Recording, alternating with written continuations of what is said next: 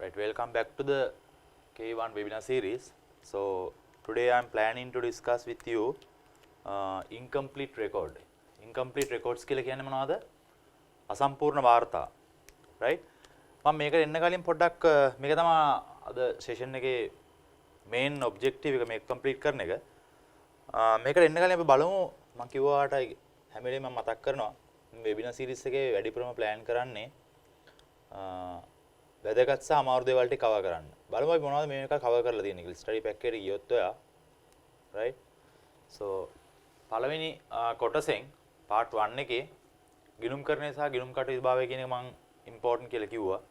සහ first session එකේදී අපි මේ ගැන කතා කරා. ඒ වගේම මූල්‍ය ප්‍රකාශන වලට ගිහපුවාම මොනවද මූල්‍ය ප්‍රකාශන කට්ටලයක අඩංගු වෙන්නේ සහ මොනවද elements of financial statement. වත්කම් වගකීම් ප්‍රාග්ධනය ආදායම් සහ වියදම් කියන මොනවද කියන කතා කරා. Very important thing is chapter number 3 which is සංකල්පනාත්මක රාමුව which means conceptual framework for financial reporting. මේක ඉතාම වැදගත් මොකද මේක තමයි ගිණුම්කරණයේ foundation එක කියලා අපි කිව්වේ. Right? So මේක මත තමයි මේ foundation මත තමයි all the accounting standards ගිණුම්කරණ ප්‍රමිත ඒ වගේම වෙනත් ගිණුම්කරණ මූලධර්ම ගොඩනැගිලා තියෙන මෙන්න මේ සංකල්පනාත්මක රාමුව මත දෙගන්න. මේක වාගේ එක්සෑම් එකකට වැදගත්. ඒ වගේම මේක ඉස්සරහට යනකොට ඊළඟ ලෙවල් එක ගත්තොත් අපි වාගේ බිස්නස් ලෙවල් එකේ in detail discuss කරන topic එකක්. ඒ තරම්ම මේක වැදගත්. ඒක මේක foundation එක කියලා කියන්නේ accounting වල. right? ඒක ගැන අපි in detail කතා කරා. මම මේ try කරන්න ඔයාලට coverage එක ගැන explain කරන්න මොනවද අපිට miss වුණ areas කියලා බලන්න. ඊට පස්සේ ගිණුම් කරන වාර්තාවලට ගිහිල්ලා අපි ගිණුම් කරන වාර්තා ගැන කතා කරා. දික්සරහ මූලධර්ම ගැන in detail කතා කරා. and මොනවද ගිණුම් කරන ක්‍රියාවලිය source documents වලින් primary books වලට ගිහිල්ලා primary books වලින් general ledger එකට ගිහිල්ලා general ledger එකකින් කොහොමද financial statement වලට යන්නේ කියලා ගැන මේකද කතා කරා.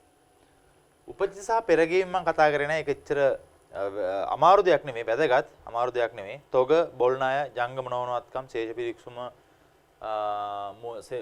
ශේෂ පිරික්සුමේ මූල්‍ය ප්‍රකාශන පිළිවෙල කිරීම. මෙන්න මේ කාරණා හතර මම කතා කරේ නෑ.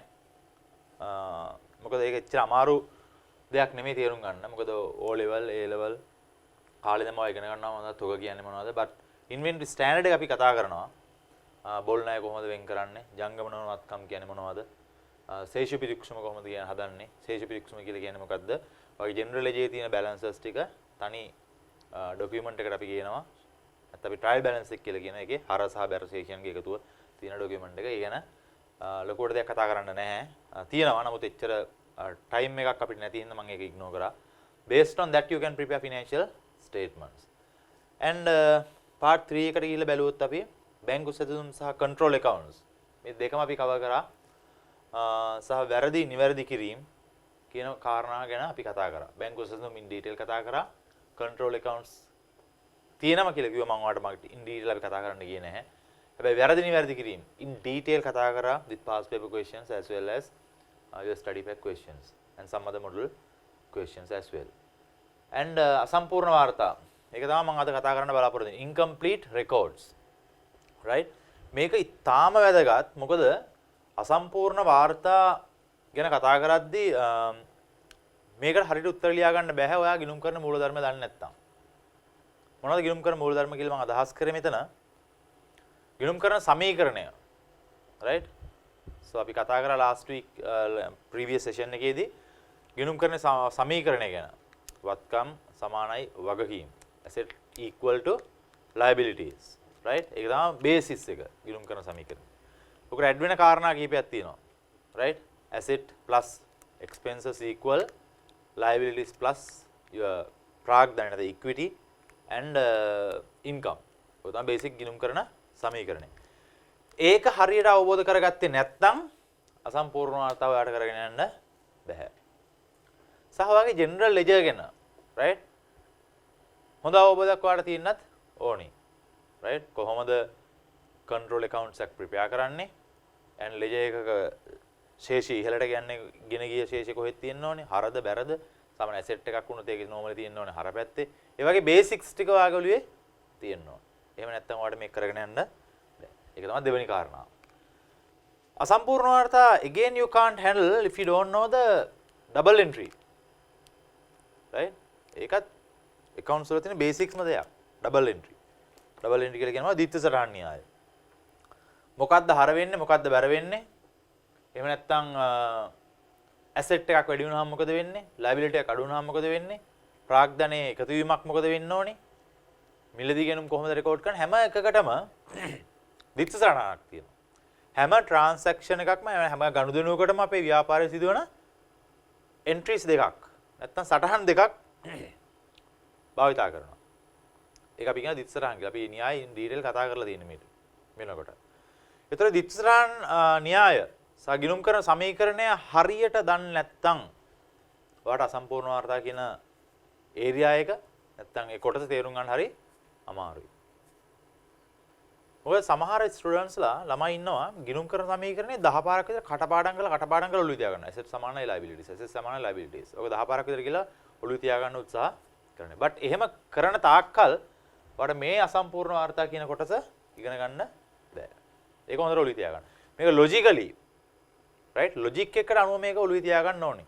right asset වැඩි වෙනකොට හර වෙනවා කියන එක කටපාඩම් කරලා වැඩක් නෑ.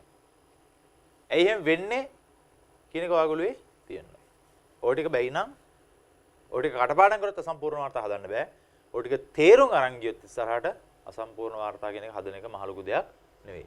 හරිම ඉන්ටරෙස්ටිං. right මේක නිකන් අර accounts හදනවා වගේ ඔයාලට එක flow එකකට ගලාගෙන යන්න බෑ. you have to think and do something.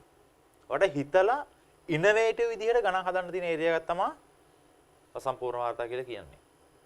only smart students can handle this thing. right කටපාඩම් කරන ස්ටුඩන්ට්ස් ලට මේක හරි අමාරුයි but logically හිතන innovative විදිහට හිතන කටට මේක හරි interesting topic එකක් right fine ඔක තමයි background එක දැන් බලන්න ඕනේ මේ අසම්පූර්ණ වාර්තා කියන area එක නැත්තම් අපිට ඒ පාඩම ඕනි වෙන්නේ මොකටද මේ කොහොමද අසම්පූර්ණ වාර්තා create වෙන්නේ business එකක ඒක තමයි important දේ මොකද ඔයා නිකමට හිතන්න ව්‍යාපාරේ පටන් ගත්තට පස්සේ shareholdersලා පටන් ගත්තට පස්සේ ව්‍යාපාරය මොකද වෙන්නේ? ඒ හැම ව්‍යාපාරිකයෙක්ම වරලත් ගණකාධිකාරීවරයෙක් චාර්ටර්ඩ් ඇකවුන්ටන්ට් කෙනෙක්වත් වෙන accounting profession එක කෙනෙක්වත් නෙවෙයි. බොහෝ විට. ඒතර ගිණුම් කරන්නේ වැදගත්කම ඒ මිනිස්සු දන්නේ නැති වෙන්න පුළුවන් shareholdersලා. They are smart enough to invest in opportunities. Right? They have money, they know, they identify business opportunities and they invest on those opportunities. එහෙම ඉන්වෙස්ට් කරාට පස්සේ ටික කාලයක් යනකොට තමයි දැනගන්නේ right. මම එහෙනම් මගේ ව්‍යාපාරේ හොඳට perform කරනවද? ලාභයක් තියෙනවද මට? නැද්ද කියලා දැනගන්න ඕමනාවක් කියනවා. එහෙම නැත්නම් legal authorities ඇවිල්ලා කියනවා ඔයාගේ profit එක පෙන්වන්න ඕන tax ගෙවන්න ඕන. එහෙනම් එතකොට තමයි ගිණුම් කරන වැදගත්කම මේ මිනිස්සු හඳුනගන්නේ. ඒ වෙනකොට ඊටාම මේ සූක්ෂම විදිහට යන ගිණුම් කරන ක්‍රමවේදයක් ඒ ව්‍යාපාරේ නැහැ. ඔක තමයි ප්‍රශ්නේ.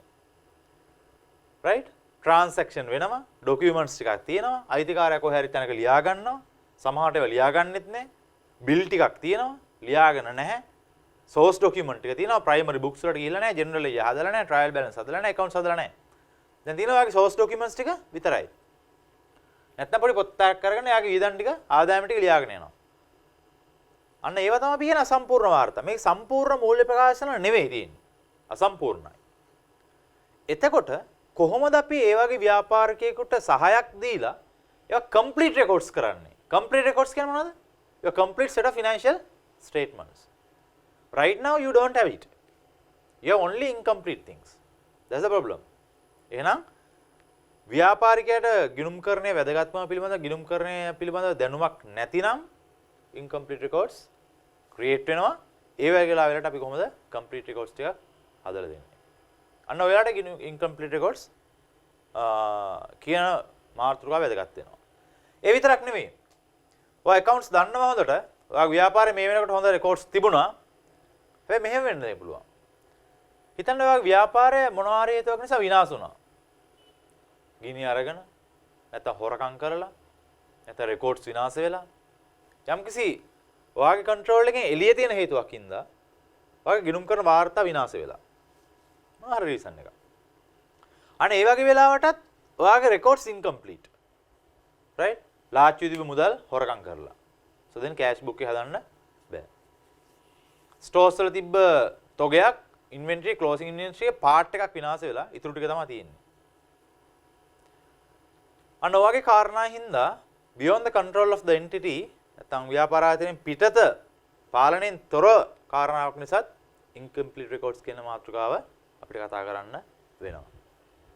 ඔය තමයි බේසික් කාරණා ඇයි incomplete records ඕන වෙන්නේ කියන්නේ. මොකද මට පුළුවන් ගණන් ටික හදාගෙන යන්න there are different reasons or under different circumstances we prepare incomplete records. මට ඉක්මනට තැන්න කියලා කතා කරන්න පුළුවන් but the problem is what? එහෙම කරත් ඔයා මේකේ requirement එක තේරුම් ගන්නේ නැහැ. හැම වෙලේම ඕනම දෙයක් ඉගෙන ගන්න කලින් ඔයා balance sheet P&L හදන්න කලින් ඔයා ඉගෙන ගන්න ඕනේ මොකද්ද? ඇයි මම මේක හදන්නේ? ඇයි බැංකු සැසඳුමක් හදන්නේ? There's no legal requirement. Right? To prepare financial system is totally irrelevant. But relevant වෙන්නේ කොහොමද එනවා? ඇයි හදන්නේ? relevant වෙන හින්දා. මොකද always බැංකුවේ තියෙන ශේෂය වාගේ මුදල් පොතේ ශේෂයට සමාන වෙන්නේ නැහැ. අපි ඔය කතා කරයි කියලා. ඒතර ඒවා ඕනි කියන understanding එකත් එක්ක තමයි මේක හදන්නේ. ඇයි හදන්නේ? ඇයි මම මේක ඉගෙන ගන්නෙ? ඇයි මේක කරන්නේ? අන්න ඒ reason එකට උත්තරේ හොයාගෙන තමයි යන්න ඕනේ. දැන් මම ඔයාලට incomplete records ඕනි වෙන්නේ ඇයි? අපි හදන්නේ මොන reasons ඉන්නද කියන එක explain කරා. right? එහෙනම් අපි දන්නවා requirement එක මොකක්ද කියලා? මේක පොඩක් අමාරුයි කියන්නේ මේක පොඩක් ස්මාර්ට් විදිහට හිතලා හදන්න ඕනේ කියන ඒරියා එකකුත් දන්නවා. අන්න ඕක කාරණා දෙකින් තමයි තීරණය කරා මේක වැදගත් important and ටිකක් අමාරුයි. little bit difficult. අමාරු සහ වැදගත් හින්දා මේක අපි කතා කරනවා in detail. right? මම ඉතින් හැම පාරම වගේ exam එකේ එක question එකක් මේක ටෙස්ට් කරනවා. right? We'll see what are the model questions that we can discuss today and we'll see what are the past paper questions they have tested so far. අපි ඔය ටික බලමු. right? fine. ඔක තමයි background එක. right? මේ කියවන්න බලන්න අසම්පූර්ණ වාර්තා ආශ්‍රිත ප්‍රශ්න කොහොමද exam එකේ මේ ප්‍රශ්න අහන්නේ? එහෙම නැත්නම් අපේ ව්‍යාපාර ලෝකේ කොහොමද මේවා use කරන්න වෙන්නේ අපිට? ඒකට උත්තරය තමයි තියෙන්නේ. අසම්පූර්ණ වාර්තා ආශ්‍රිත ප්‍රශ්න මගින් පහත් අවස්ථාවලදී ඔබගේ ගිණුම් පිළිගැනීමේ හැකියාව පරීක්ෂා කරනු ලැබේ. ව්‍යාපාරික විසින් ලෙජරයක් පවත්වා නොගන්නා විටක මම කියවනේ ව්‍යාපාරිකයා දන්නේ නැහැ accounts කියන්නේ මොනවද කියලා. accounts වල වැදගත්කම එයා දන්නේ නැහැ. ඒ වගේ වෙලාවට අපි කොහොමද එයාට help කරන්නේ? විටක ගණදිනු සඳහා ditth සටහන් තබා ගැනීමක් සිදු නෙවෙයි. debit credit එක දන්නේත් නැහැ. asset liabilities අහලත් නැහැ. අන්න ඒ වෙලාව අපි ඔයාලට කොහොමද help කරන්නේ? යම්කිසි සිදුවීමක් කින් ගිණුම් වාර්තා විනාශ වීම, ගිනි තියනීම, සොරකම් කිරීම, ඒ වගේ දේවල් වලට. ඒ දෙක අපි කතා කරා.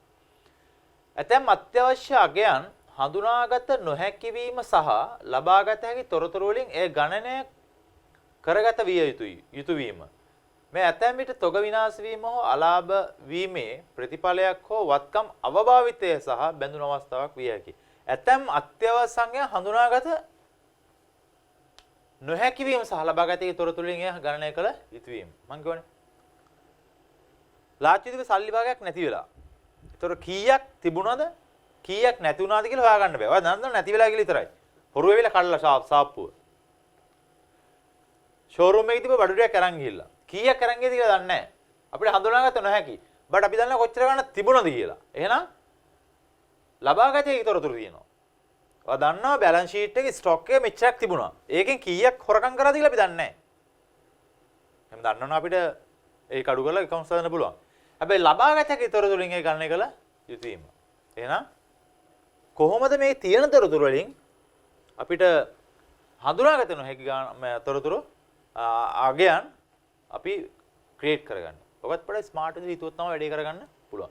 එහෙනම් මෙන්න මේ කියන අවස්ථා තුනේදී අපිට ප්‍රශ්නයක් එනවා accounts හදද්දී ඒ ප්‍රශ්නෙට උත්තරේ logical thinking එකක් එක්ක අපිට විසඳ ගන්න වෙනවා.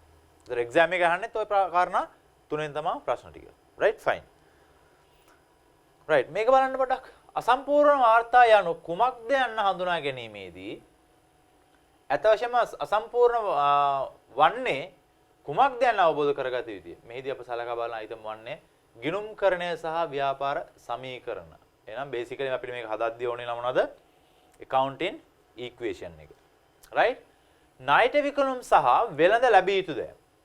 ඔතන තියෙන ප්‍රශ්නේ තමයි ඔයගේ ඕපනින් බැලන්ස් එක තියෙනවා ක්ලෝසින් බැලන්ස් එක දන්නවා ණයගැතිය කීයක් ගෙවුවද කියලා දන්නවා අපිට විකුණුම් හොයන්න කියනවා. ඔයගේ දේවල් අපි කරලා තියෙනවා. රයිට්? ඒකේ අනිත් පැත්ත වෙන්න පුළුවන්. රයිට්? මිලදී ගැනීම සහ තොග පිරිවැය. විකුණුම් වගේම තමයි. සොරකම් කළ භාණ්ඩ හෝ විනාශ වූ භාණ්ඩ. එහෙනම් සොරකම් කරලා දින භාණ්ඩ නැත්තම් ගින්නක් වගේ දෙයකින් විනාශ වෙන්න පුළුවන්. සා මුදල් පොත හදන්න වෙනවා අපිට. උපජිත සහ ඉදිරියට ගිය වියදම්.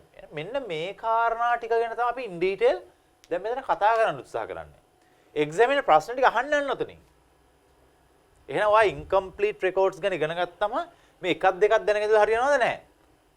මේ අයන්න සිට උයන්න කියන දක්වා there are 7 මේ අයිටම 7 ගැන හොඳ අවබෝධයක් ඔයාලට තිබුණේ නැතිනම් ඉන්කම්ප්ලීට් රෙකෝඩ් හදන්න බෑ. රයිට්? මේ 7 ගැන අපි කතා කරන්න උත්සාහ කරනවා. එකිනෙක අපි කතා කරමු. රයිට්? ඊටාම වැදගත්. ඊටාම වැදගත් අයිටම 7ක් මේ තියෙන්නේ. මේ 7 ගැනම අපි ඉන් ඩීටේල් කතා කරන්න යනවා. ඔයගේ සිලබස් එක කතා කරන්නේත් මේ 7 ගැන තමයි. right fine පළවෙනි කාරණාව ගණකාධිකරණ සහ ව්‍යාපාර සමීකරණ. බලන්න මෙන්න මේ ඕඩර් එකට අපි යන්නේ. ගණකාධිකරණ සහ ව්‍යාපාර සමීකරණ. පළවෙනි එක තමයි අපි කතා කරන්න උත්සාහ කරන්නේ. එහෙනම් මම කියවනේ සම්පූර්ණ වාර්තා ගැන කතා කරනකොට ඔයාලට හොඳ අවබෝධයක් මොකක් ගැනද තියෙන්න ඕනේ? ගිණුම් කරන සමීකරණ පිළිබඳව. මම ඉස්සර පෙන්නනවා ගිණුම් කරන සමීකරණ. මේ තියෙන්නේ වත්කම් සමානයි ප්‍රාග්ධනය සහ වගකීම. ඔක තමයි බේසික් එක. asset equal equity and liabilities. ඒ ප්‍රාග්ධනයේ වගකීම් පැත්තට වැටෙන්නේ කියන එක අපි කතා කරා. බේසිකලි තියෙන asset and liabilities. ප්‍රාග්ධනය කියන එක liability එක වෙන්නේ කොහොමද? ව්‍යාපාරය සහ ව්‍යාපාරිකයා දෙදෙනෙක්. එහෙනම් ව්‍යාපාරිකයා යම්කිසි මුදලක් ව්‍යාපාරයට යොදවනවා නම් ව්‍යාපාරයේක වගකීමක් වෙනවා අයිතිකරු හා තියෙන. මොකද නීතිය ඉදිරියේ ව්යාපාරය කියන්නේ වෙනම නෛතික පුජ්‍යල භාවයක් තියෙන ඒකකයක්. right fine. මේක හොඳට ඔළුවේ තියාගන්න. මේක තව පොඩ්ඩක් දියුණු කරගන්න පුළුවන්. අපිට වත්කම් plus expenses equal ප්‍රාග්ධනය plus වගකීම් plus මොකද්ද? income. ඒ තත්ත්වයට අපි මේක වැඩි දියුණු කරන්න පුළුවන්. මොකද අංගයන් පහක් තියෙනවා අපිට ගිණුම් කරන සමීකරණය ඇතුලේ. දෙවෙනි කාරණාව දැනගන්න ඕනේ. ව්‍යාපාර සමීකරණය ගිණුම් දෙක තමයි ගිණුම් කරන සමීකරණ. ව්‍යාපාරික සමීකරණ කියන්නේ මොකද්ද? දෙකක් තියෙනවා. හොඳට තේරුම් ගන්න. ගිණුම් කරන සමීකරණ සහ ව්‍යාපාරික සමීකරණ. ව්‍යාපාරික සමීකරණ ඉතාම වැදගත්. ශුද්ධවත්කම්. අපි ඉංග්‍රීසි වලින් කියනවා net assets.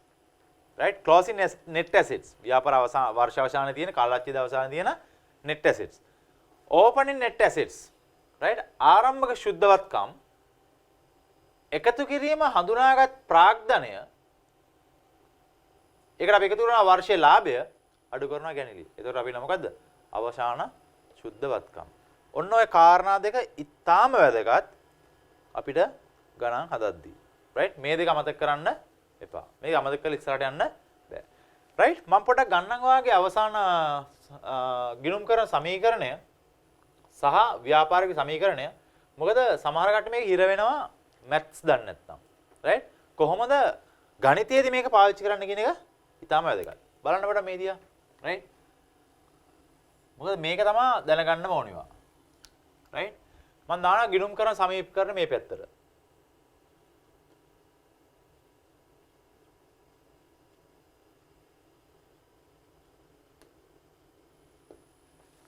මේක තමයි ව්‍යාපාරික සමීකරණය.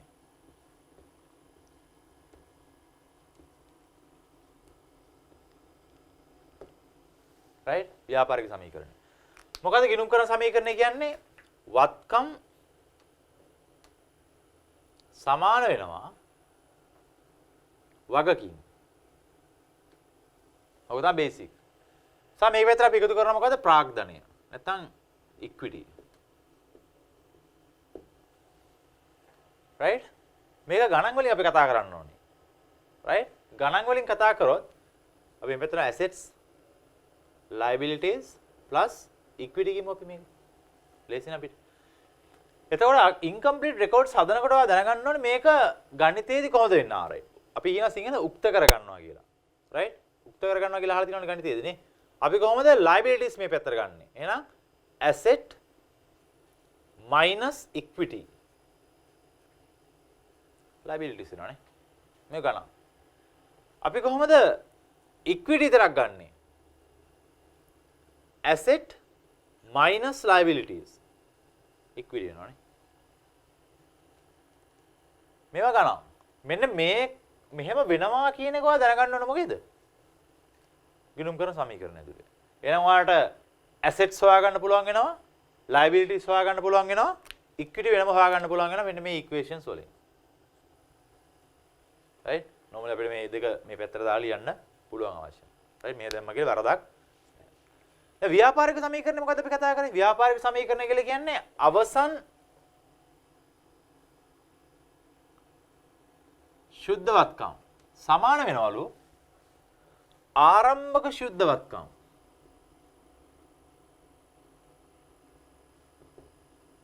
වලට එකතු කරනවා අපි හඳුන්වා දෙන ප්‍රාග්ධන. ඒ කියන්නේ capital infusions. අපි අලුතෙන් ව්‍යාපාරයට මුදල් යොදවුවොත් ඒක අපි එකතු කරනවා මේකට.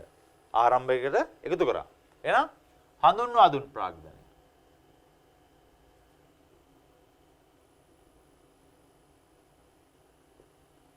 ඕකට එකතු කරනකොට P&L එක වර්ෂ අවසානයේ ලාභය ගැන මේකට එකතු කරනවානේ. බැලන්ස් ෂීට් එතනට දන්නවනේ.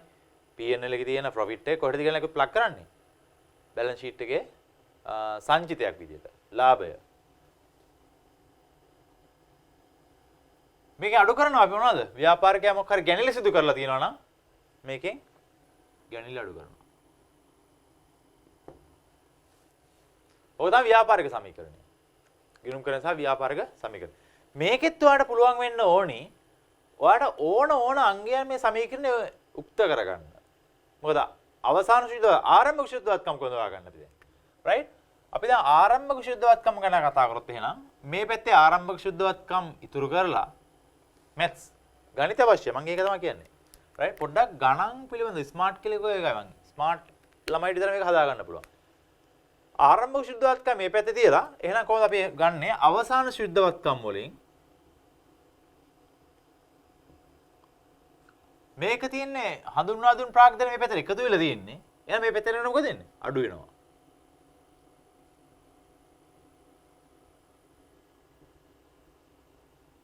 right? මේක අපි ගත්තා. ලාභයත් එකතු කරානේ. එහෙනම් ලාභයත් අඩු කරා.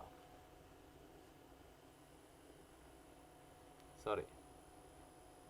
minus ලාභයත් අඩු කරා. අවසාන ශුද්ධවත්කම් වලින් හඳුන්වා දුන්න ප්‍රාග්ධනය අඩු කරා. මොකද අතන එකතු වෙලා තියෙන්නේ. ලාභයත් එක්ක කරා ඒකත් අඩු කරා. ගැණිලි අඩු කරලා තියෙන්නේ. මේ පැත්තේ සමීකරණය මේ පැත්තේ ප්ලස් වෙනවා. ගැණිලි සමාන වෙනවා මොකටද? ආරම්භක ප්‍රාග්ධනය. ඔන්න ඔය ගණිතයේදී සමීකරණ විසඳීමේ හැකියාව පොඩ්ඩක් මේකට වැදගත් වෙනවා. නැත්තම් චුට්ටක් වෙලා වගේ බලන්න මේ සමීකරණ මම නිකන් ලියුවොත් එහෙම රයිට්. ඔයා කටපාඩම් උසන්. ආරම්භක ශුද්ධවත්කම් සමානයි අවසාන ශුද්ධවත්කම් සමානයි ආරම්භක ශුද්ධවත්කම් and හඳුන්වා දුන් ප්‍රාග්ධනය ඒකට විතර ලාභය ගැනීම. ඕක 10 පාරක කටපාඩම් කරනවා. ඊට පස්සේ අවසාන ශුද්ධවත්කම් එකත් කටපාඩම් කරනවා. අන්න ඕක කරන්න එපා. අපිට ගණන් ඇප්ලයි කරන්න මෙතනදී. maths ඒ වගේම තමයි ඔයාලට ලාභයත් උක්ත කරගන්න පුළුවන්. ලාභය කොහොම සමාන වෙන්නේ? ලාභය මේ පැත්තේ තියෙන්නේ මොකක්ද දැන්? ප්ලස් විදියටනේ. අපි මේ පැත්තේ තියමු ලාභය. right? එහෙනම් අර වගේම තමයි. අවසාන ශුද්ධවත්කම් වලින් අඩු වෙනවා හඳුන්වා දුන් ප්‍රාග්ධනය.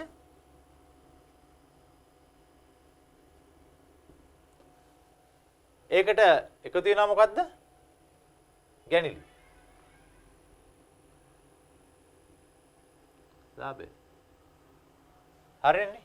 අවසාන ශුද්ධවත්කම් මෙහෙම තියෙනවා. හඳුන්වා දුන් ප්‍රාග්ධනය මේ පැත්තට යනකොට මයිනස් වෙනවා.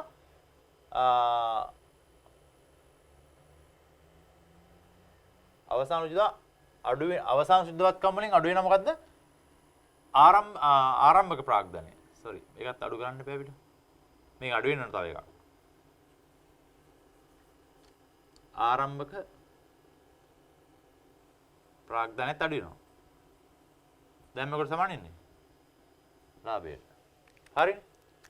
අවසාන ශුද්ධවත්කම් තියෙනවා. ආරම්භක ශුද්ධවත්කම් මේ පැත්තට මයිනස් වෙනවා. හඳුන්වා දුන් ප්‍රාග්ධනයත් මයිනස් වෙනවා. ලාභය ඉතුරු වෙනවා. ගැණිලි මේ පැත්තට එනකොට ප්ලස් වෙනවා. හරිනේ. ඔක තමයි කතන්දරේ. ඒ වගේම ගැණිලිත් උක්ත කරගන්න පුළුවන් ආට නේ. මේක හරිය ලේසි. ගැණිලි මේ පැත්තේ තිබ්බොත් ඒක මයිනස් නෙවෙන්නේ. ඒක මේ පැත්තට ගියමු අපි. ගැණිලි සමානයි drawings. ඒ පැත්තේ දින ටික එහෙම තියන්න. අපි ගේන්නේ ගැනලු විතරයි මේ පැත්තට. ආරම්භක ශුද්ධවත්කම් එකතු කර හඳුන්වා දුන් ප්‍රාග්ධනය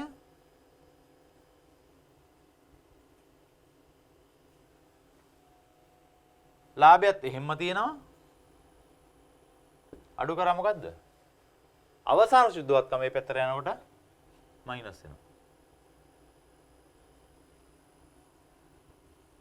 ශුද්ධවත්කම. ඒතර සමීකරණයේ එක එක අංගයන් උක්ත කර ගැනීම ඉතාම වැදගත්. මොකද හැම වෙලේම අවසාන ශුද්ධවත්කම් දෙන්න පුළුවන් වෙනම ආරම්භක ශුද්ධවත්කම් හොයන්න දෙන්න පුළුවන්. ඔයාලට ලාභය හොයාගන්න වෙනවා. සමහරවිට ගැණිලි හොයාගන්න වෙනවා. මොකද ඉන්කම්ප්ලීට් රෙකෝඩ්ස් ගැන අපි කතා කරන්නේ. ඒතර මේ හැම එකම කම්ප්ලීට් නැහැ. රයිට්?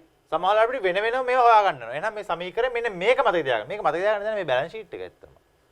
රයිට්? අවසාන රිසර්ව්ස් ටික කොහමද හැදෙන්නේ වගේ? net assets ටික හැදෙන්නේ කොහමද? ආරම්භක net assets ටික එකතු වෙනවා හඳුන්වා දෙනවා නම් ප්‍රාග්ධන ඇඩිෂනල් කැපිටල් එකක් දෙනවා නම් ඒක ලාභය එකතු කරනවා කියලාත් ඔයා දන්නවා. මොකද P&L එකේ තියෙන ලාභය අපි ප්ලග් කරනවා. ගැන ලිදිපොත තියෙන අඩු කරනවා. මේක තමයි බැලන්ස් ෂීට් එකේ ඉක්විටි කියලා කියන්නේ. රයිට්? ඕකේ එක එක ඒවා උක්ත කර ගැනීම තමයි මෙතන අපි කරලා තියෙන්නේ. ඒත් මේක දැන ගැනීම ඊටාම වැදගත්. මේක කටපාඩම් නම් කරන්න එපා. මේක කටපාඩම් කරන්න දෙකුත් නෑ මේක ඔයාගලු තියෙනවා. මේ බැලන්ස් ෂීට් එකේ නෝට් එක නෙමෙයි බැලන්ස් ෂීට් එකේ ෆේස් එකේම ඕක තියෙනවා. ඔයාක දන්නවා. මේකත් අමාරු දෙයක්ද නැහැ. ඉතින් මේ දෙක හොඳට පුළුවන් නම් ඔයාලට incomplete records කියන එක මහ දෙයක් වෙන්න විදියක් නෑ අමාරු දෙයක් නෙමෙයි. right fine. ඔක හොඳට ඔලුව තියා ගන්න. right. Coming back to the presentation. right. presentation එකට අපි ආවොත් ගිණුම් කරන සමීකරණය. right. ප්‍රායෝගිකව ව්‍යාපාරයක ආරම්භක මූල්‍යවත්කම් මූල්‍ය තත්ත්වයන් ප්‍රකාශනයේ සිදු වූ අස්ථානගත වූ අයිතමයක් පැවතිය නොහැක. ඒක හරිනේ. ප්‍රායෝගික ව්‍යාපාරයක ආරම්භක මූල්‍ය තත්ත්ව ප්‍රකාශනයේ කිසිදු අස්ථානගත වූ අයිතමයක් තියෙන්න බෑ. ඒක අපි දන්නවා. ඒකට හේතුව පෙර වර්ෂයේ මූල්‍ය වාර්තා එම සංඛ්‍යාත අන්තර්ගත වූ බැවිනි. එහෙනම් ඊ අවුරුද්දේ වගේ තියෙනවා closing balances මේ අවුරුද්දේ opening balances වෙනවා. right. කෙසේ වෙතත් විභාග ප්‍රශ්නයේදී වත්කම් සහ වගකීම් වලට අදාළ තොරතුරු කාලච්ඡේදය ආරම්භයේ තොරතුරු ලබා දිය හැක. නමුත් ඇතැම් ශේෂ නිශ්චිත දක්වා නොතිබිය හැකිය. එනම් අයිතිකාරකගේ ව්‍යාපාරික ප්‍රාග්ධනය ඔබ ගිණුම් කරන සමීකරණ මතකයට ගතහොත් වත්කම් සමාන වගකීම් එවැනි ගැටලු ඉතා පහසු වනු ඇත. ඒක ඔයා දන්නවා. right fine. මෙතන තියෙන පොඩි ගානක්. අපි බලමු. සැන්සම්ගේ 2003 ජනවාරි 1 දිනට 5ට සඳහන් වත්කම් හා වගකීම් ඇතැයි උපකල්පනය කරන්න. සවි කිරීම තියෙනවා, ෂෙවින් කිරීම තියෙනවා, මෝටර රථ පිරිවැයට තියෙනවා, මෝටර රථ ෂෙවින් කිරීම තියෙනවා, තොගේ තියෙනවා, වෙළඳ ලැබිය යුතු දෑ තියෙනවා, බැංකු සහ අතැති මුදල් තියෙනවා, වෙළඳ ගෙවිය යුතු තියෙන ණය හිමියන් ඉදිරියට ගෙවීම් කරලා තියෙනවා, prepayments, accruals තියෙන උපචිත කුලී. right accrual payments. you required අයිතිකරුගේ ප්‍රාග්ධන ශේෂය සොයමින් මූල්‍ය තත්ත්වය ප්‍රකාශ කරනවා. පිළියෙල කරන්න. දැන් ඔයාලට මෙතන ඔයාලට තියෙන balances ටිකක්. right opening balance එක තියෙනවා මෙතන. opening balances ටික ජනවාරි 1 වෙනිදාට. ඒතර මේකේ තියෙන තොරතුරු වල භාවිතා කරලා ඔයාලට මොකද හදන්න කියලා කියන්නේ? අයිතිකරුගේ ප්‍රාග්ධන ශේෂය සොයමින් මූල්‍ය තත්ත්වය පිළියෙල කිරීම. දැන් ඔයාලට බලන්න අයිතිකරුගේ ප්‍රාග්ධනය ඒත් එක්කම මූල්‍ය තත්ත්වය පිළියෙල කරන්නත් ඕනේ. බලමු. හරි සරල එක්සැම්පල් එකක්. right fine. විනාඩියක් කරගෙන ඔක පොඩක් කියව ගන්න. මොකද ඔයාලට ස්ක්‍රීන් එක බෝඩ් එකට හැරුවට පස්සේ පේන්නේ නැහැ ගාන. ඕන ෆැක්ට්ස් තියලා නම් ලියා ගන්න. අපි මේක හදන්න උත්සාහ කරමු.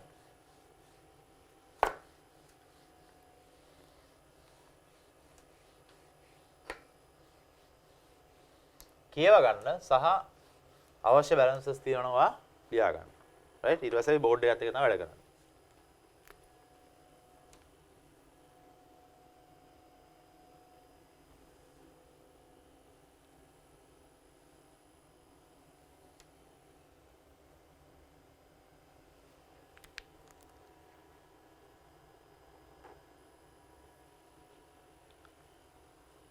right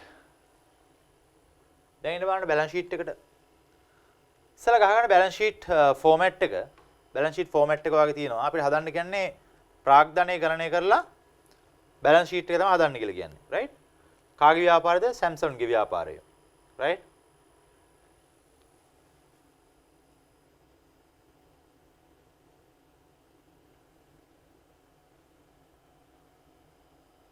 ව්‍යාපාරයේ ශේෂ පත්‍රය. මොකද ඉන්කම් ස්ටේට්මන්ට් අපිට ඔක්කොම මූලික තත්ත්වය හදන්න කියලා තියෙන්නේ. ශේෂ පත්‍රය කවදාද? asset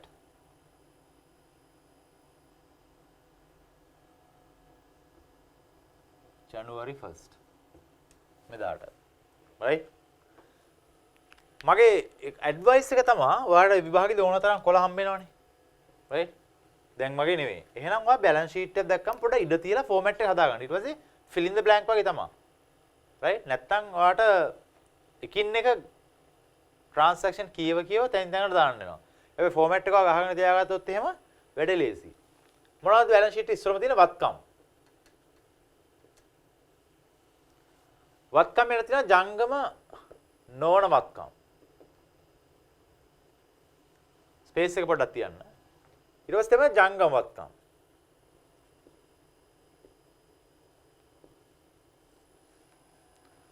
වගකීම් සහ ප්‍රාග්ධන සහ වගකීම්.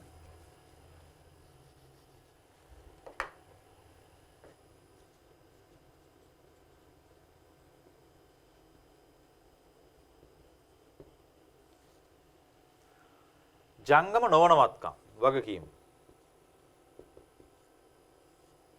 ජංගම නොවන වගකීම්.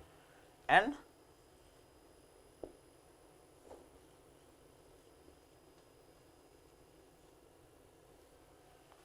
finally ඔය බැලන්ස් ෂීට් එක මේ හැරෙට ටැලි වෙනවා.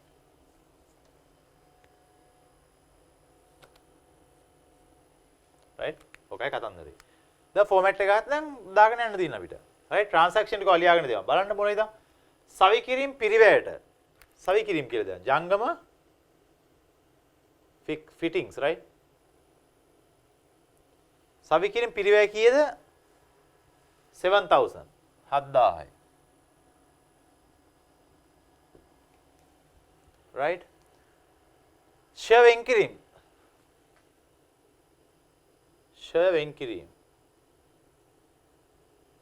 සවිකිරීම් වලට අදාළ ෂෙයා වෙන්කිරීම් තියෙනවා 4000. යා ෂෙයා වෙන්කිරීම් අඩු කරා බැලන්ස් එක කීයද? 3000. 3000. ඊළඟ ට්‍රාන්සැක්ෂන් එක මොකද? මෝටර රථ.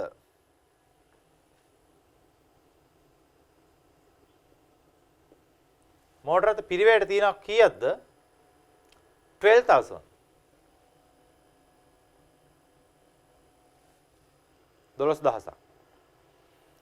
මෝටර රථ ෂෙයා කිරීම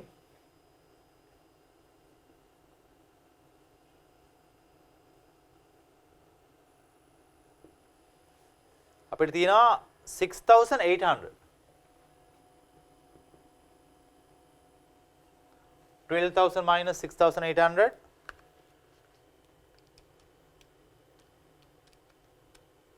5,200. ඔන්න අපි දාගත්ත ජංගම නොවන වත්කම්. අපි ඒකේ නිරන්නේ. තොගේ තියෙනවා 4,500 inventory 4,500. ඊට පස්සේ අපිට තියෙනවා වෙළඳ ලැබිය යුතු ද ණය ගැතියන්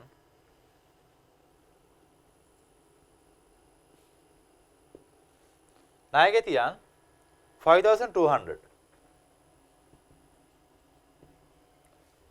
ඊට පස්සේ තියෙනවා අතැති මුදල් cash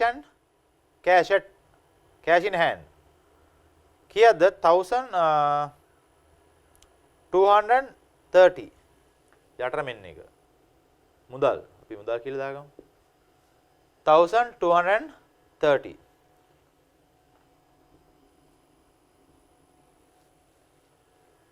ඊට පස්සේ තියෙනවා වෙළඳ ගෙවිය යුතු. වෙළඳ ගෙවිය යුතු ණය හිමි නායමියන්ගේ බැලන්ස් එක තියෙනවා 3700.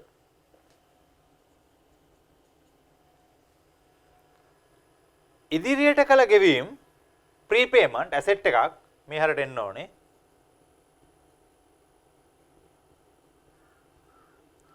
ඔයා යම් කිසි විදිහක් ඉස්සරහට කරලා තියෙනවා. එනවා වඩ එක ඇසෙට් එකක් නේ ප්‍රීපේමන්ට්ස්. යවා දන්නවා. රුපියල් 450ක් 4450 450 and උපචිත කුලී right උපචිත කුලී දිනා 2000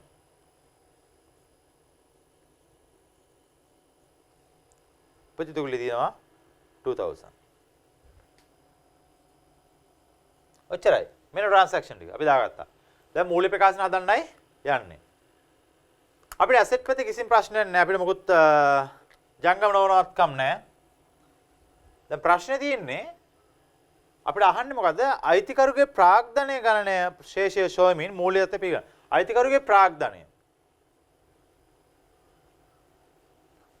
අපිට දීලා නැහැ සොයමින් මෙන්න සොයාගත්තා අපි සොයමින් මූල්‍ය දත්ත ප්‍රකාශ කරන්න මෙතන යම්කිසි බැලන්ස් එකක් එනවනම් අපි ඒකට කියන මොකද්ද ප්‍රාග්ධනය කියලා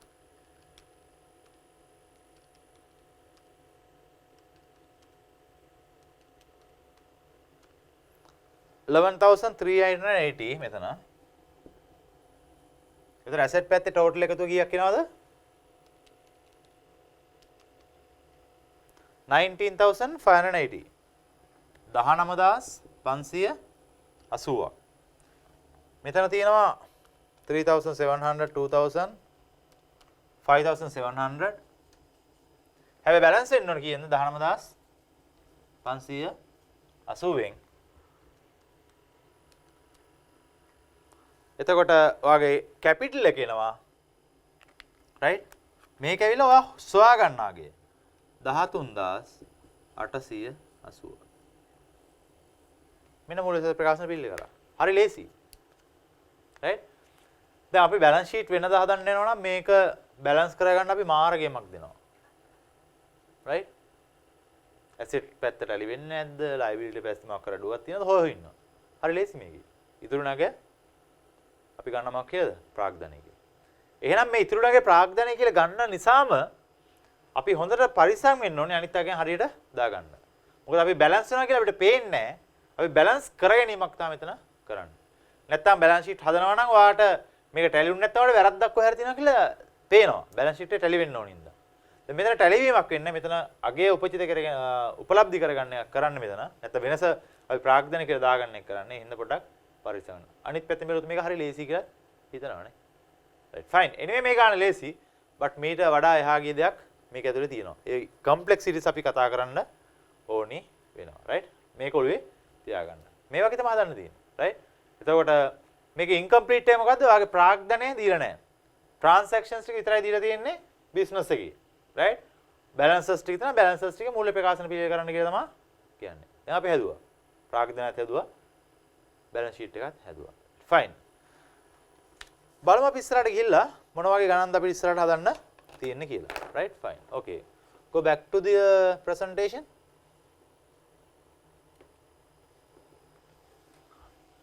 ව්‍යාපාර සමීකරණය. ව්‍යාපාරික සමීකරණය ව්‍යාපාරික සමීකරණ ගිණුම් ව්‍යාපාරික සමීකරණය ගිණුම් කරන සමීකරණයේ දිගුවයි. මම කතා කරනවාට asset and liabilities කියන්නේ asset equal liabilities කියන්නේ ගිණුම් කරන සමීකරණය. එතනින් එහා ගියපු දෙයක් තමයි ව්‍යාපාරික සමීකරණය. right? මොකද asset and liabilities කොහොමද තියෙන financial statements වල. financial statements වලින් තමයි අපි ව්‍යාපාරික සමීකරණ හදාගන්නේ. මේ සමීකරණයේ සුද්ධවත්කම් සමීකරණ ලෙසද හඳුන්වනවා. net asset දැන් net asset equation කියලා අපි හඳුන්වනවා. right? ආරම්භක ප්‍රාග්ධනය plus හඳුන්වා දුන් ප්‍රාග්ධනය plus liabilities minus ගැනිලි. අපි ඒක දන්නවා. right? closing net assets equal opening net assets plus capital introduced during the period and the profit for the period minus drawings.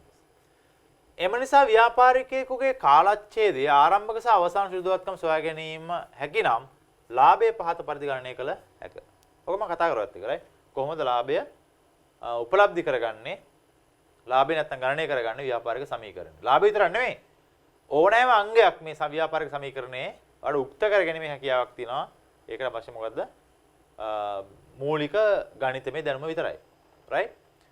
ව්‍යාපාරික සමීකරණයේ ලාභ ගණනය සඳහා යොදාගත හැකිය. එම නිසා ලාභ සමීකරණ ලෙසද හඳුන්වනවා. එහෙනම් ව්‍යාපාරික සමීකරණ තව නමක් කියනවා මොකද්ද? ලාභ සමීකරණය කියලා අපි මේකට කියනවා. right? fine. මම මේකවත් කතා කරා. right? උදාහරණයක් තියෙනවා. උදාහරණයක් වාට අහන්නේ මොකද්ද? අපිට අහනවා අපෙන් ඔව් සතියකට රුපියල් 100 බැගින් මුදල්ගෙන තිබුණේ 2001 දෙසැම්බර් 31 දිනට ඔහුගේ ලාභය කීයද? 2011 දෙසැම්බර් 31 දිනට ඔහුගේ ලාභය කීයද?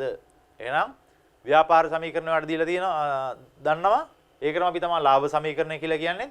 ලාභය වගේ අහන්නේ ව්‍යාපාරික සමීකරණයෙන් ලාභය උක්ත කරගෙන මේක ලාභය ගණනය කිරීමක් කරන්න තමයි ඔයාලට තියෙන්නේ. right? fine. පොඩක් ගාන කියව ගන්න. අපි මේකත් හදමු. මෙතනින් තමයි පටන් ගන්න. ඉස්සරහට යනකොට පොඩක් complexity එකක් එනවා.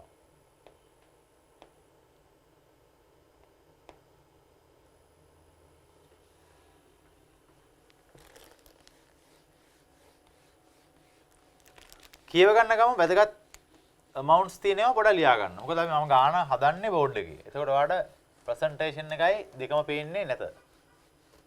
එකයි පේන්නේ. එහෙනම් වැදගත් කාරණා ටික ලියා ගන්න.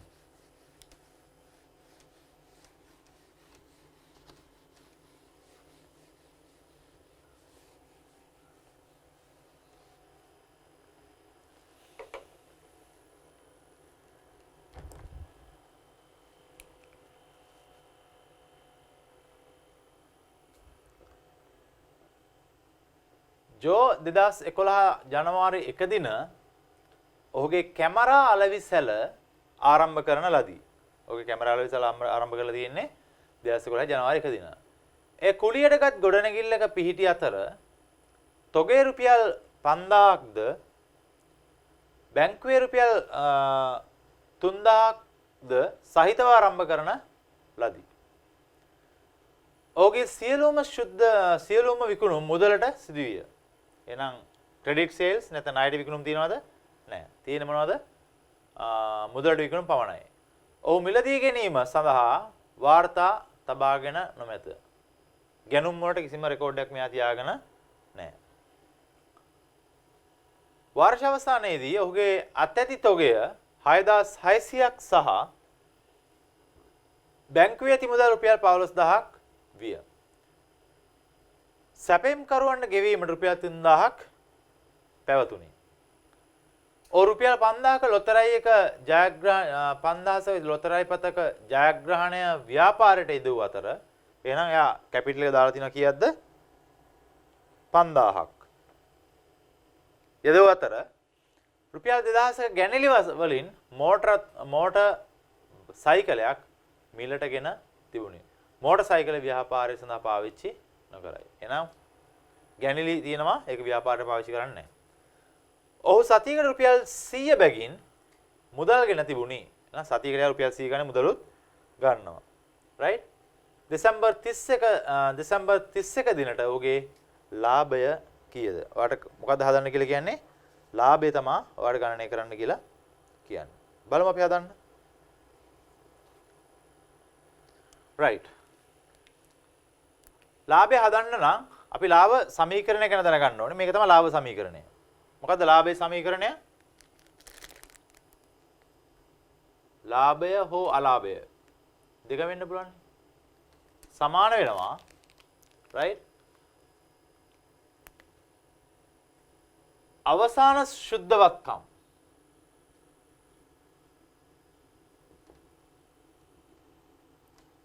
වලින් අඩු කරනවා ආරම්භක ශුද්ධවත්කම්.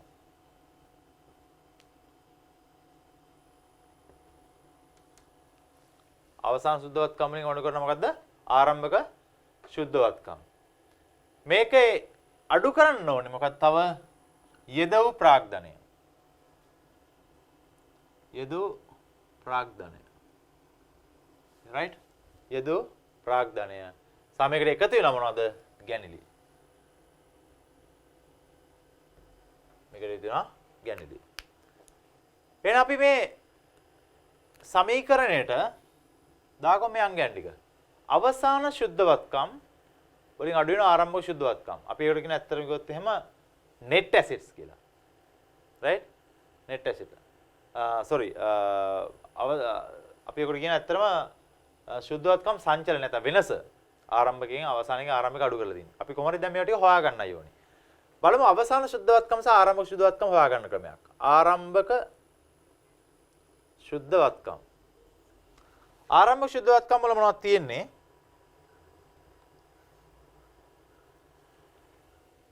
ඔව් ව්‍යාපාරය ආරම්භක තියෙන 2011 ජනවාරි 1 දින right 2000 ජනවාරි 1 දින මෙදාට ඕවා මොනවද තියෙන්නේ ව්‍යාපාරයේ කුල් එකක් ගොඩනැගිල්ල එක තියෙන්නේ තොගය තියෙනවා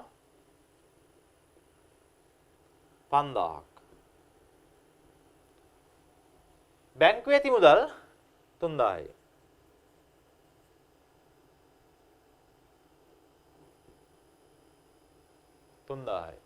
මෙන්න මේ කාරණා දෙක තමයි ඔහුගාව ව්‍යාපාර ආරම්භයේදී තියෙන්නේ.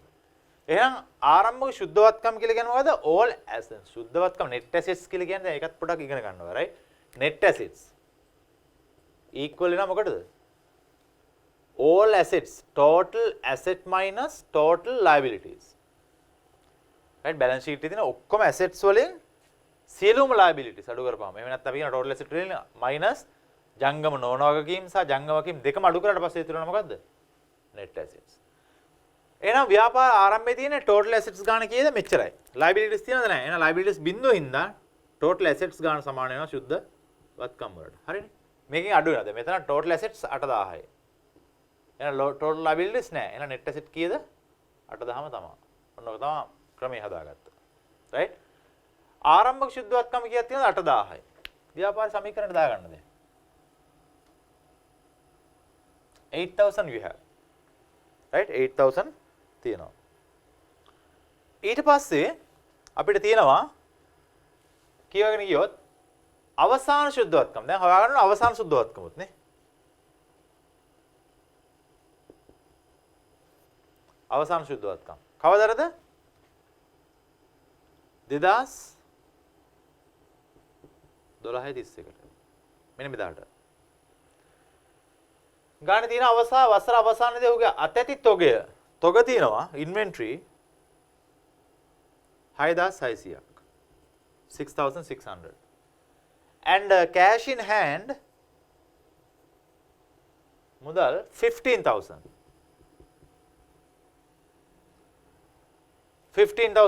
තියෙනවා දැන් මේක තමයි total assets මෙයා ගාව තියෙන right total assets කීයක් තියෙනවද 15,000 plus 6,600 21,600 මෙන්න මෙච්චර assets ගානක් තියෙනවා එහෙනම් liabilities තියෙනවා මේකෙන් අඩු වෙන්න ඕන liabilities මොනවද තියෙන්නේ සැපීම් කරුණු ගෙවීම ණය හිමි total asset අඩු වෙන්න බෑනේ ණය හිමියන් 3000යි මෙච්චරයි නෑ liabilities වෙන මොකද liabilities නෑ right liabilities වෙන මොකද නෑ. එහෙනම් මේක අඩු වෙනවා 3000ක්. 24000 sorry 18600 18600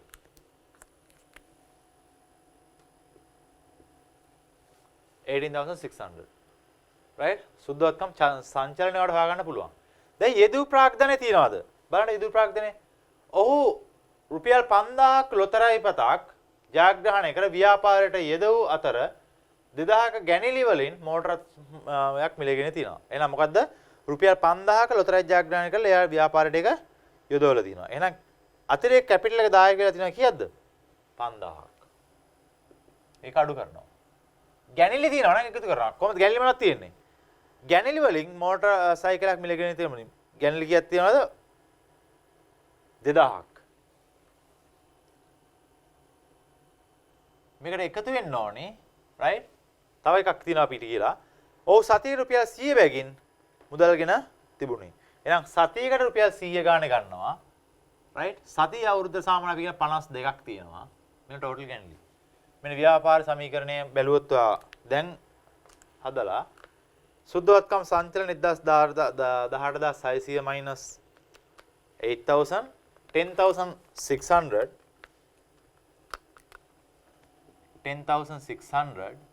minus capital එක මෙච්චරක් තියෙනවා. කියන්නේ යෙදු ප්‍රාග්ධනය එකට එකතු වෙන්න ඕනේ 100 into 52,000 plus 2,000 7,200.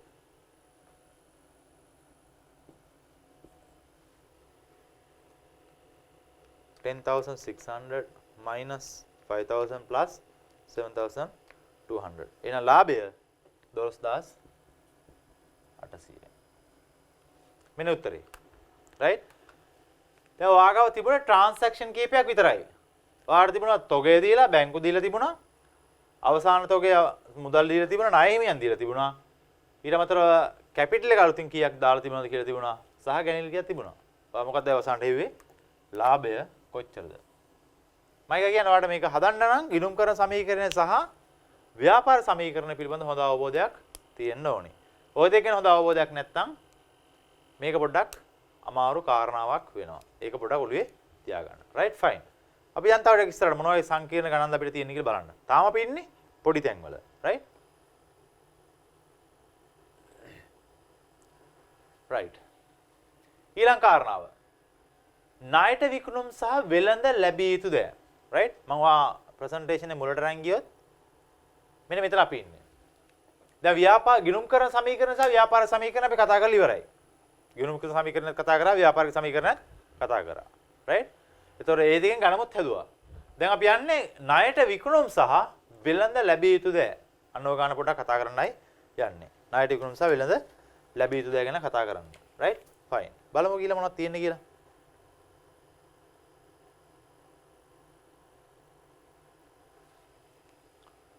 අසම්පූර්ණ වාර්තා ප්‍රශ්න වලට පිවිසීම සඳහා දී ඇති තොරතුරු වලින් දිත්ත සටහන් සම්පූර්ණ කිරීමට සිදුවේ.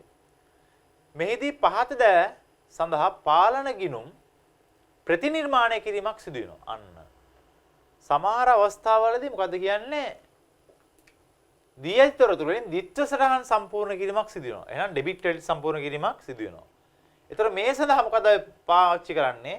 පාලන ගිණුම් control accounts ප්‍රතිනිර්මාණය කිරීමක් අලුතින් අය හැදීමක් සිදු වෙනවා. ඒතර මොනවටද හැදෙන්නේ? මුදල් සහ බැංකු වලට වෙළඳ ලැබිය යුතු සහ වෙළඳ ගෙවිය යුතු. මුදල් වලින් සමහර දේවල් උපලබ්ධි කරගන්න අපි උක්ත කරගන්නවා. අපිට තියෙන නැති බැලන්සස් නැත්නම් වෙළඳ ලැබිය යුතු සහ ගෙවිය යුතු දේවලුමුත් අපි විකුණුම් කොච්චර මුදලක් අපි ගෙවලා තියෙනවද මුදලින් අන්න ඔය කාරණා හොයාගන්න උත්සාහ කරනවා. ව්‍යාපාරයක් එහි ණයට විකුණුම් පිළිබඳ වාර්තාවක් තබා නොගත්තේ නම් මොකක් ගැනද? ණයට විකුණුම්. කොච්චරක් අපි ණයට වික්කද කියලා ව්‍යාපාරයේ තොරතුරු නැහැ. අන්න ඕක තමයි අසම්පූර්ණ. right? මොකද අසම්පූර්ණ කියලා ඉස්සරහ ඉගෙන ගන්න ඕනේ. right? අසම්පූර්ණ මොකක්ද එහෙනම්? ණයට විකුණුම්.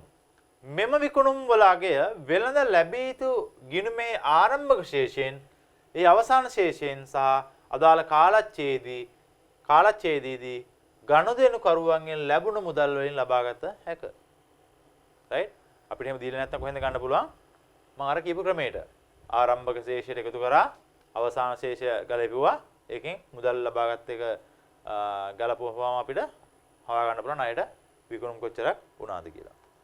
මෙන්න මේකයි සමීකරණය. වෙළඳ ලැබිය යුතු දෑ වලින් ලැබීම් වලට එකතු කරා වෙළඳ ලැබිය යුතු දෑ අවසාන ශේෂය. අවසාන ශේෂය මේකට එකතු කරා. ඒකෙන් අඩු කරා ආරම්භක වෙළඳ ශේෂය ලැබිය යුතු ශේෂය. ඒක ස්ටේට්මන්ට් එකක් විදිහට වඩ ඕන හදන්න පුළුවන්. මේ ස්ටේට්මන්ට් එකක් විදිහට. සමහර වෙලාවට අපිට ස්ටේට්මන්ට් එකක් විදිහට මේක හදන එක අපැහැදිලි වෙන්න පුළුවන්. තේරෙන්නේ නැති වෙන්න පුළුවන්. right? අපිට මේක එහෙම නම් අපැහැදිලි ඒ ලෙවල් එකට මේක අපැහැදිලි නම් මොකද අපි කරන්න ඕනේ? වගේ ඔළුවේ තියෙන්නේ මේ ස්ටේට්මන්ට්ස් නෙමෙයි. Ledger accounts, T account. මේක T account එකක් ගන්න. T account එකක් ගහපුවම වාට ඊටාම ලේසියෙන් ණයට විකුණුම් කොච්චරක් තියෙනවද කියලා හොයාගන්න පුළුවන්. එහෙම නැත්නම් ඔයා මේකත් එක්ක ෆැමිලිය නම් මේ විදිහට යන්නත් පුළුවන්. මේ තියෙන ඇත්තම T account එකේ තියෙන ඉන්ෆර්මේෂන්ස් ටික. right? fine. බලමු අපි පොඩි එක්සැම්පල් එකක් කරගෙන. කියවන්න මේ එක්සැම්පල් එක.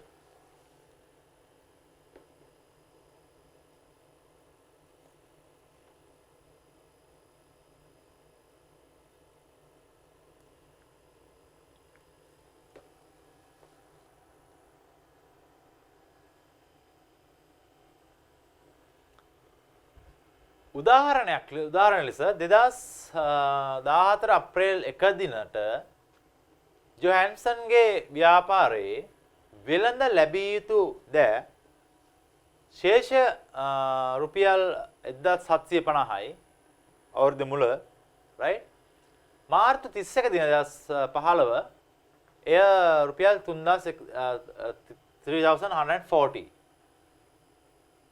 वर्ष 2005 මාර්තු 31 දින අවසන් වර්ෂය තුලදී ලැබී යුතු ලැබීම් 28490ක් 28490 bad debts නැත්නම් බොල් ණය නොමැති නම් කාල පරිච්ඡේදයේ ණයට විකුණුම් වන්නේ. එහෙනම් මේ අපි හිතන බොල් ණය නැහැ.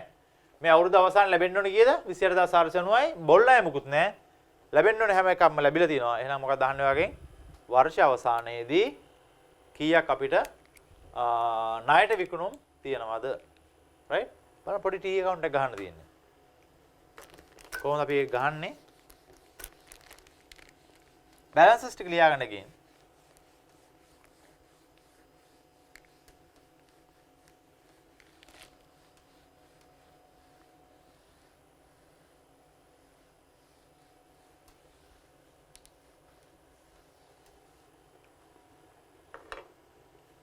right?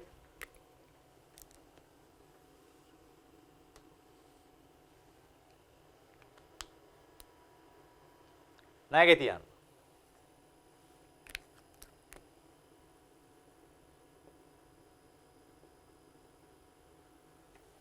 right? ණයගේ තියන්න. මේකෙන් අපි හොයන්නේ විකුණුම් ණයට විකුණුම් කීයක් තියෙනවද කියලා. right? opening balance එක කීයක් තියෙනවද? ඒක ඩෙබිට් එකක් වෙන්න ඕනේ. දැන් ඩබල් එන්ට්‍රීස් නැත්නම් ගිණුම් කර සමීකරණ වලදී මෙතන අදගන්න. ඒතර අපිට කෙලින්ම හරශේෂයක් කියලා කියන්නේ නැහැ එක්සෑම් එකේ. ණයගැතියන්ගේ ශේෂය මෙච්චරයි. එහෙනම් ණයගැතිය කොහොමද normally? හරශේෂයක් තමයි තියෙන්නේ. ඒතර ඒවා දන්නේ නැත්නම් හරි අමාරු වැඩේ, right? ආරම්භක ශේෂය රුපියල් 1750යි.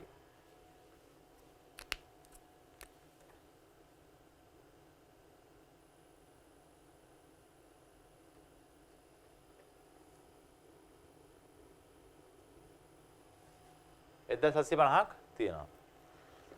මාර්තු 31 දිනට ඒක ශේෂය කීයද? ෂේ පාගේ නැත්නම් ශේෂය අවසාන ශේෂය 3140යි. 3140. ඊට අමතරව තියෙනවා වර්ෂ අවසානයේ තුල ලැබිය යුතු වෙළඳ ලැබීම් 28490 තියෙනවා. බොල් ණය නැල්ලු. එහෙනම් ණය ලැබෙනවා. එහෙනම් මොකද වෙන්නේ? මුදල් ව්‍යාපාරයට එනවා. කෑෂ් එනවා. right? ණයගැතියෝ ණයට විකුණුම් තිනවට සල්ලි ගෙවනවා. එහෙනම් කෑෂ් බුක් එක වාගේ හර වෙලා තියෙනවා. ඩෙබිට් වෙලා තියෙනවා. එහෙනම් ක්‍රෙඩිට් වෙන්න ඕනේ කොහෙටද? වාගේ වෙළඳ ලැබිය යුතු ගිණුමට. මුදල්. කීයද? 28490යි. 28490යි. දැන් ඔයාලට බැලන්සස් ටික බෙදාගත්තා. දැන් මේකෙන් ණයට විකුණුම් කීයක් තියෙනවද කියලා හොයන්නයි යන්නේ. right? බලන්න එකතේ කොහොමද ටැලි වෙන්නේ කියලා 28490 plus 3140 31630.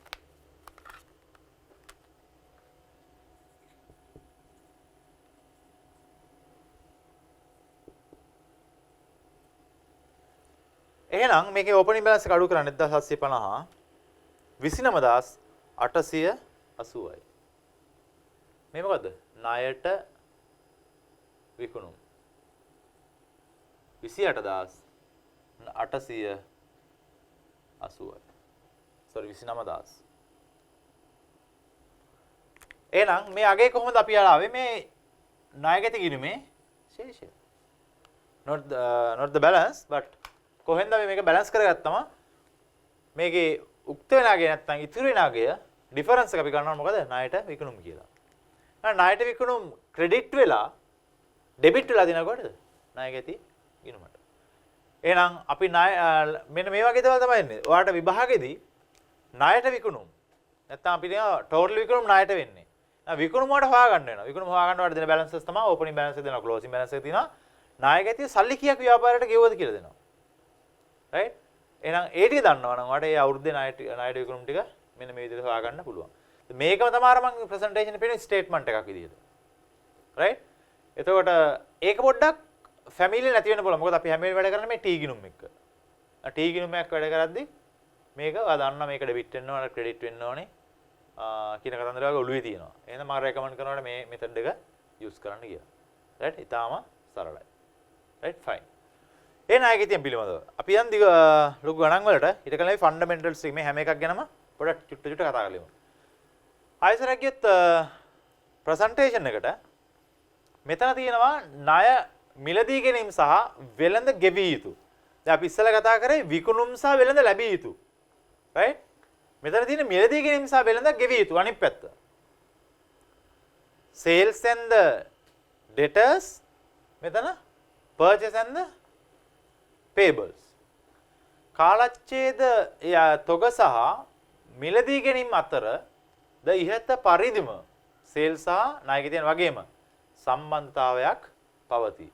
එනම් වෙළඳ ගෙවිය යුතු ද ආරම්භක සහ අවසාන ශේෂය සහ කාල පරිච්ඡේදයේ සැපෙම් කරන ගෙවන ලද ප්‍රමාණයන් අතරයි. වටිනාකම දී නොමැති මිලදී ගැනීමේ අගයක් ගණනය කිරීමට අදහස් කරයි නම් එම අගය පහත පරිදි ලබාගත හැක. අර වගේම තමයි ස්ටේට්මන්ට් එකක් තියෙනවා. රයිට්? කාල පරිච්ඡේදය තුළ වෙළඳ ගෙවිය යුතු දෑ සඳහා ගෙවීම් වලට නැත්නම් මුදලින් කරපු ගෙවීම් වලට එකතු කරනවා වෙළඳ ගෙවිය යුතු දෑ වල අවසන් ශේෂය. රයිට්? දැන් ක්ලෝසින් බැලන්ස් එක එකට එකතු කරා එකෙන් අඩු කරනවා වෙළඳ ගෙවිය යුතු දෑ වල ආරම්භක ශේෂය. ණය හිමියන්ගේ ආරම්භක ශේෂය. එකට එකතු කරන්න පුළුවන්. ඒක එකතු කරලා අඩු කරා. ඒක අඩු කරාට පස්සේ වඩේනවා මොකද වර්ෂය තුල මිලදී ගැනීම කීයක් කරලා තියෙනවද කියලා. රයිට්? දැන් බලන්න ඊළඟට ගිහිල්ලා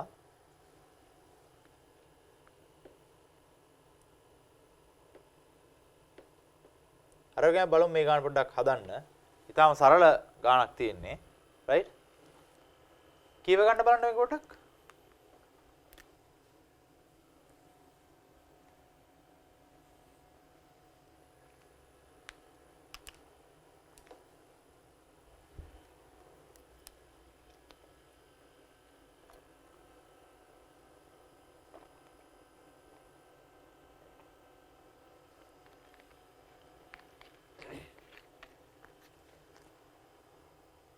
උදාහරණ ලෙස 2015 ඔක්තෝබර් 1 දින යොහන්සන්ගේ ව්‍යාපාරයේ වෙළඳ ගෙවිය යුතු ශේෂය රුපියල් 3728 සහ 2016 සැප්තැම්බර් 30 දිනට ගෙවිය යුතු ශේෂය රුපියල් 2645ක් විය. 2006 සැප්තැම්බර් 30 දිනෙන් අවසන් කාල පරිච්ඡේදයේ වෙළඳ ගෙවිය යුතු දෑ සඳහා ගෙවීම් රුපියල් 31479ක් නම් වර්ෂය තුල මිලදී ගෙනුම් වන්නේ.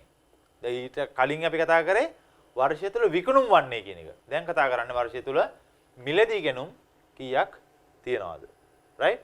බලමු අපි ආයෙත් හදන්න එක පොඩ්ඩක්. රයිට්. අපි කලින් හිතුවේ ණය ගැති එක දැන් ණය හිමියන්.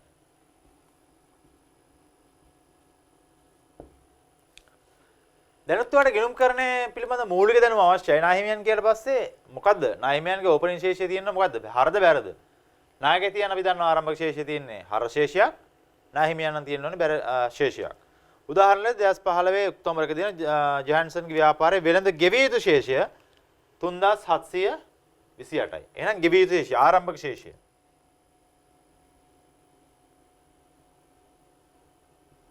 කීයද? 3728යි. ආරම්භක ශේෂය අපි දන්නවා. 2016 සැප්තැම්බර් 30 දිනට ගෙවිය යුතු ශේෂය රුපියල් 2645යි. එහෙනම් අවසාන ශේෂය තියෙනවා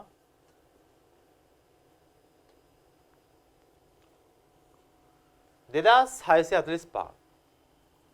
2645. ඒ වගේම අපිට දීලා තියෙනවා 2016 සැප්තැම්බර් 30 දින අවසන් කාල පරිච්ඡේදයේ වෙළඳ ගෙවී යුතු දෑ සඳහා ගෙවීම් කරලා තියෙනවා. ගෙවීම් කරා නම් ඩබල් එන්ට්‍රි දිත්තරන් න්‍යායට යන්න ඉස්සරහ. කෑෂ් වලින් ගෙවලා තියෙන්නේ ගෙවීම්. එහෙනම් කෑෂ් බුක් එක ක්‍රෙඩිට් වෙලා මුදල් වත්කමකට ගිහිල්ලා වාගේ ණය හිමියන්ගේ ප්‍රමාණය වගකීම් අඩු වෙලා වගකීම් අඩුවීමක් නම් ඩෙබිට්. ගෙවීම්. වර්ෂය තුල ගෙවීම් කරලා තියෙනවා 31479ක්. එහෙනම් අපි බලමු මේක බැලන්ස් කරගත්තොත් අපිට හොයාගන්න පුළුවන් වර්ෂය තුල ගැණුම් කොච්චරක් කරලා තියෙනවද කියලා. right?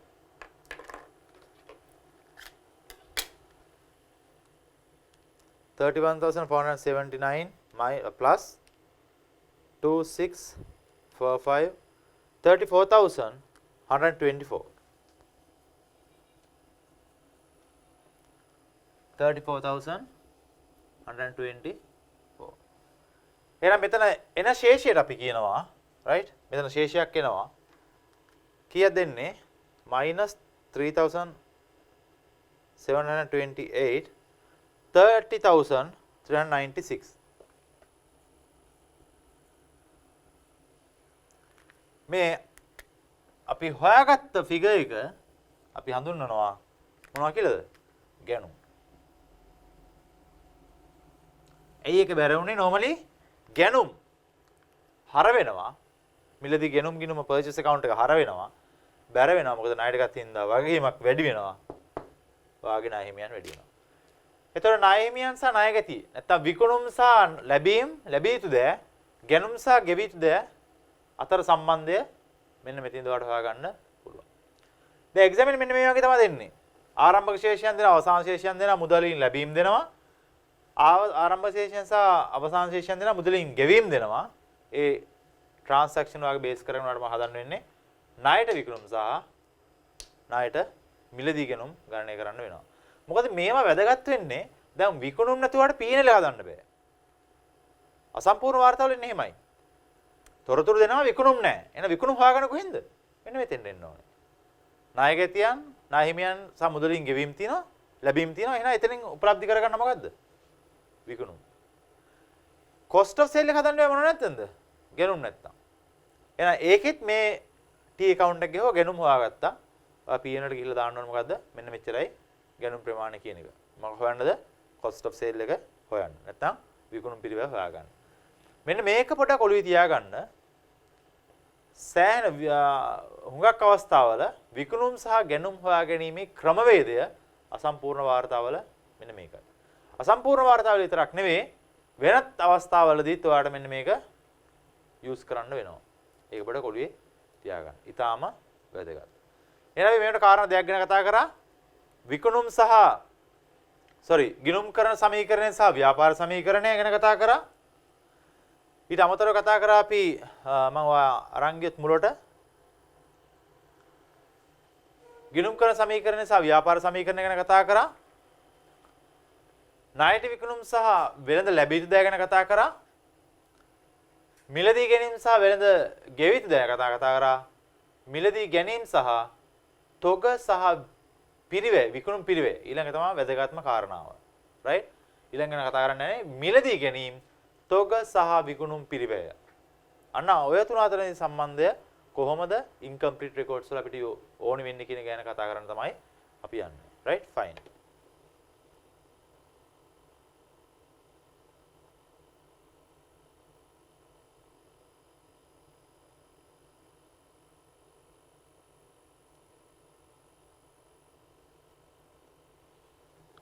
right. මිලදී ගැනීම පිරිවැය ස්ථාපිත කිරීම. මිලදී ගැනීම පිරිවැය ස්ථාපිත කරගන්නයි අපි යන්නේ. තොග, විකුණුම් හෝ ගැනුම් වල වටිනාකම නොදන්නා විට මොනවද අපි දන්නේ නැත්තේ? තොග වටිනාකම දන්නේ නැහැ. විකුණුම් වල වටිනාකම දන්නේ නැහැ. ඒ වගේම ගැනුම් වල වටිනාකම නොදන්නා විට දල ලාභ අනුපාතයට දල තොරතුරු මත දල ලාභයේ ගණනය කිරීම සිදු කර නොදන්නා වටිනාකම ලෙස තුලනය වන වටිනාකම සොයාගත හැක. මොකද්ද මේ කියන කතාවේ තේරුම? ඔයත් ඔක දන්නේ නැහැ, විකුණුම් දන්නේ නැහැ, ගැණුම් වල වටිනාකම නොදන්නා විට. right? දලලාභ අනුපාතයට අදාළ තොරතුරු මත දලලාභය ගණනය කිරීම සිදු කරගන්න. right? දැන් අපි දන්නවා දලලාභ අනුපාතයක් තියෙනවානේ. විකුණුම් වලින් 100 මෙච්චරයි. නැත්නම් විකුණුම් පිරිවැයෙන් මෙච්චරයි. අන්න ওই විදිහට දලලාභයට අපි අනුපාතයක් ක්‍රියේට් කරගන්නවා. ව්‍යාපාර සාමාන්‍ය තියෙනවා එහෙම. විකුණුම් වලින් 25ක් දලලාභය වෙන්න ඕනේ. නැත්නම් විකුණුම් පිරිවැයෙන් 30ක් දලලාභය වෙන්න ඕනේ. අන්න ওই විදිහට දලලාභ අනුපාතය ගණනය කරලා ඒ තුලින් අපි මේ දන්නේ නැති තොගය කොච්චරද විකුණුම් කොච්චරද ගැණුම් වල වටිනාකම කියන එක අපි උපලබ්ධි කරගන්න පුළුවන්. මෙන්න මේක චුට්ටක් කම්ප්ලෙක්සිටි එකක් තියෙනවා. right? මොකද දලලාභ අනුපාතය වඩ විකුණුම් වලින් මෙච්චරයි කියලා දෙන්නත් පුළුවන්. විකුණුම් පිරිවැයෙන් මෙච්චරයි කියලා දෙන්නත් පුළුවන්. එහෙම වුණාම පොඩ්ඩක් ලොජිකලි මතක තියාගන්න කොහොමද ඒක කරන්න කියලා. සමහර කට්ටිය කරන්නේ මෙන්න මේකෙදී right? ඊටාම ඒ කියන්නේ හොඳම නැති දේ තමයි ඔයාලා කරන්නේ. මොකද්ද ඔයා කරන්නේ? විකුණුම් වලින් නම් මෙහෙමයි විකුණුම් පිරිවෙන්න නම් මෙහෙමයි කියලා කටපාඩම් කරගන්නවා. ඒ කරන්නේ ගණන් වලට ගණිතයට බයයි. එහෙම වෙන්න බෑ. විකුණුම් වලින් විකුණුම් වල percentage එක නම් කොහොමද ඒක logically දලලාභ අනුපාතය ගලපගන්නේ. විකුණුම් පිරිවෙන් කොච්චරද කියලා කොහොමද එහෙම විකුණුම් පිරිවෙන් මෙච්චර නම් කොහොමද ඒක logically කරන්නේ. මොකද as it is වාට නිකන් විකුණුම් පිරිවෙ දීලා එහෙම නැහැ. right? එහෙම නැත්නම් වාට විකුණුම් ටික දීලා නැහැ. ඒතර වල සමහර වෙලාවට ගණිතයේ මේ දැනුම පාවිච්චි කරලා මේවා කරන්න වෙන අවස්ථා තියෙනවා. right? ඒක පොඩ්ඩක් ඔළුවේ තියාගන්න. මිලදී ගැනීමේ වටිනාකම නොදන්නා විට එමාගේ කුමක්ද යන්න සෙවීමට හෝ සෙවීමට වෙනත් ප්‍රවේශයක් අවශ්‍ය විය හැකියි. ඒ රඳවා තබා ගැනීමට රඳා පවතින්නේ ඔබට ලබා දී තොරතුරු මතයි. මම ඒක තමයි කිව්වේ. දැන් එතකොට දලලාභ අනුපාතය ගණනය කරන්නේ කොහොමද කියන එක මත කියන එක රඳා පවතින වල දීලා තියෙන තොරතුරු වලට අනුව. අපි බලමු ගණන් වලට ගිහලා කොහොමද වෙන්නේ කියලා මේක. right. මේක පොඩ්ඩක් බලන්න. ආරම්භක තොගය මේ වගේ P&L එකෙන් මම ගත්තේ. right. මේක තමයි P&L එක. කොහොමද P&L එකේ තියෙන්නේ? ආරම්භක තොගයට එකතු කරනවා මොකද්ද අපි මිලදී ගැනීම. වර්ෂය තුලදී කරපු මිලදී ගැනීම ටික එකතු කරනවා ආරම්භක තොගයට. වර්ෂය තුල කරපු මිලදී ගැනීම ටික ආරම්භක තොගයට එකතු කරාට පස්සේ මොකද එන්නේ උත්තරය ඔයාලට? ඒක අඩු කරනවා අවසාන තොගය. මෙන්න මේකට අපි මොකද කියන්නේ? cost of sales. ආරම්භක තොගය එකතු කරා මිලදී ගැනීම. ඒකෙන් අඩු කර අවසාන තොගය. අපි කියනවා විකුණු බඩුවල පිරිවැය. මේකනේ. මේ මැජික් එකක්ද? නෑ. මේක ඔයාගේ P&L එකේ තියෙන concept එකක්. right? විකුණුම් වල විකුණුම් පිරිවැය අඩු කරනකොට ඔහොම විකුණුම් පිරිවැය හොයන්නේ. එහෙනම් විකුණුම් පිරිවැය තියෙනවා. ඒකට එකතු කරන අවසාන තොගය. දැන් මොකද්ද කලින් කරේ අපි? අවසාන තොගය අඩු කරා. අවසාන තොගය අඩු කරේ මොකටද? විකුණුම් පිරිවැය හොයාගන්න.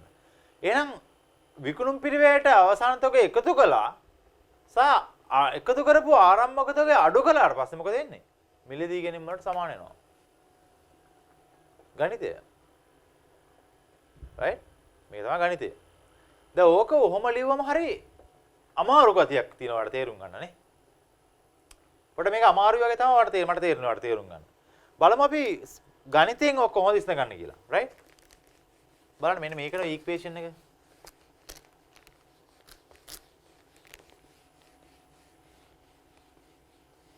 ව්‍යාපාර සමීකරණේ වගේම තමයි ඊට වඩා හරි ලේසි. හැබැයි ඔයගේ ස්ටේට්මන්ට් එකක් දෙනවා ඔයා පොඩ්ඩක් පටල ගන්නවා. එහෙනම් මෙන්න මේ ක්‍රමයට මතක තියාගන්න. right? කොහොමද? විකුණුම් පිරිවැය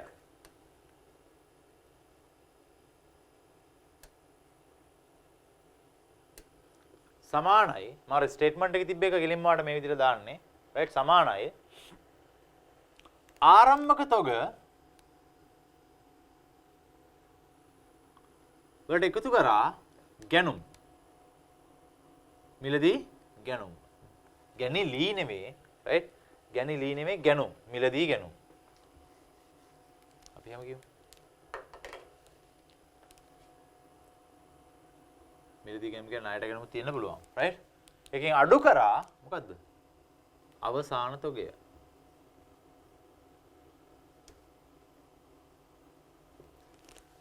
දැන් අපිට හොයාගන්න කියන්නේ මොකද? ගැණුම්. මෙන්න මේක දීලා නැත්තම් කොහොමද අපි මේක හොයාගන්නේ? right? එහෙනම් ගැණුම් සමාන වෙනවා මම මේ යුක්ත කරන්නේ නැහැ නේ ගැනු. right? විකුණුම් පිරිවැය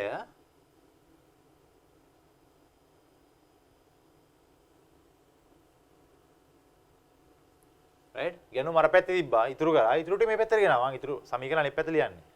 විකුණුම් පිරිවැය මේ පැත්ත ආරම්භක තෝගේ මෙහෙට ගේනවා. right? අවසාන තෝගෙ තියෙන එක එකතු වෙනවානේ. අනිත් පැත්තට අරගෙන. අවසාන තෝගේ මේ පැත්තට අරගෙන විකුණුම් පිරිවැයට එකතු වෙන්න ඕනේ. ප්ලස් මයිනස් එකක් තියෙන්නේ. අවසාන තෝගය. ආරම්භක තෝගය මොකද? මේ පැත්තට යන ප්ලස් එක මයිනස් වෙනවා. ආරම්භක තෝගය.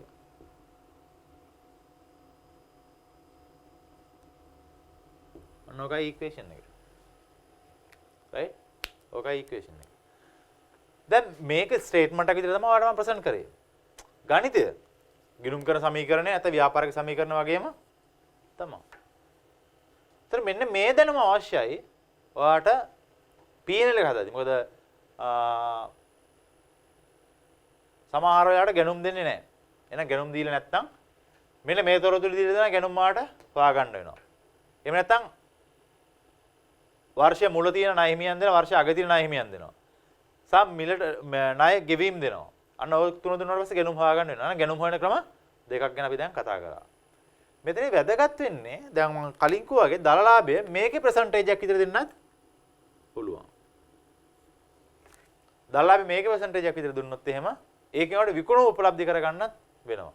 එහෙනම් දලලාභ අනුපාතය නැත්නම් දලලාභය හොයාගන්නත් වෙනවා. ඒක තමයි අපි දැන් ඉස්සරහට කතා කරන්න යන්නේ. right fine. බලමු අපි ගාණක් ගිහලා හදන්න පොඩ්ඩක්. මේකටම දාලා මේ පෙන්නපු ස්ටේට්මන්ට් එක තමයි මම අර බෝඩ් එකේ ලියුවේ සමීකරණේ right? සමීකරණ මොකක්ද තිබුණේ? විකුණුම් පිරිවැය සමානයි ගැනුම් සමාන වෙනවා.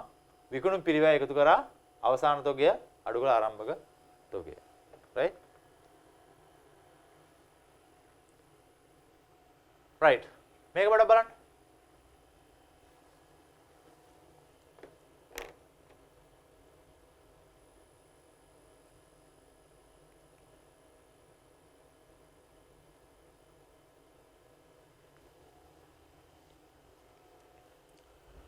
ගාන කියවන්න බලන්න පොඩ්ඩක්.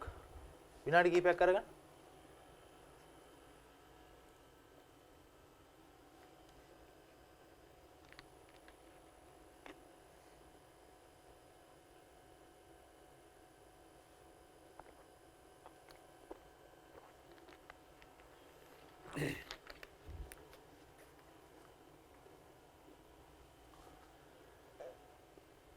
ජූලි 2016 ජූලි 1 දිනට යොහන්සන්ගේ තොගවල වටිනාකම රුපියල් 4800ක් සහ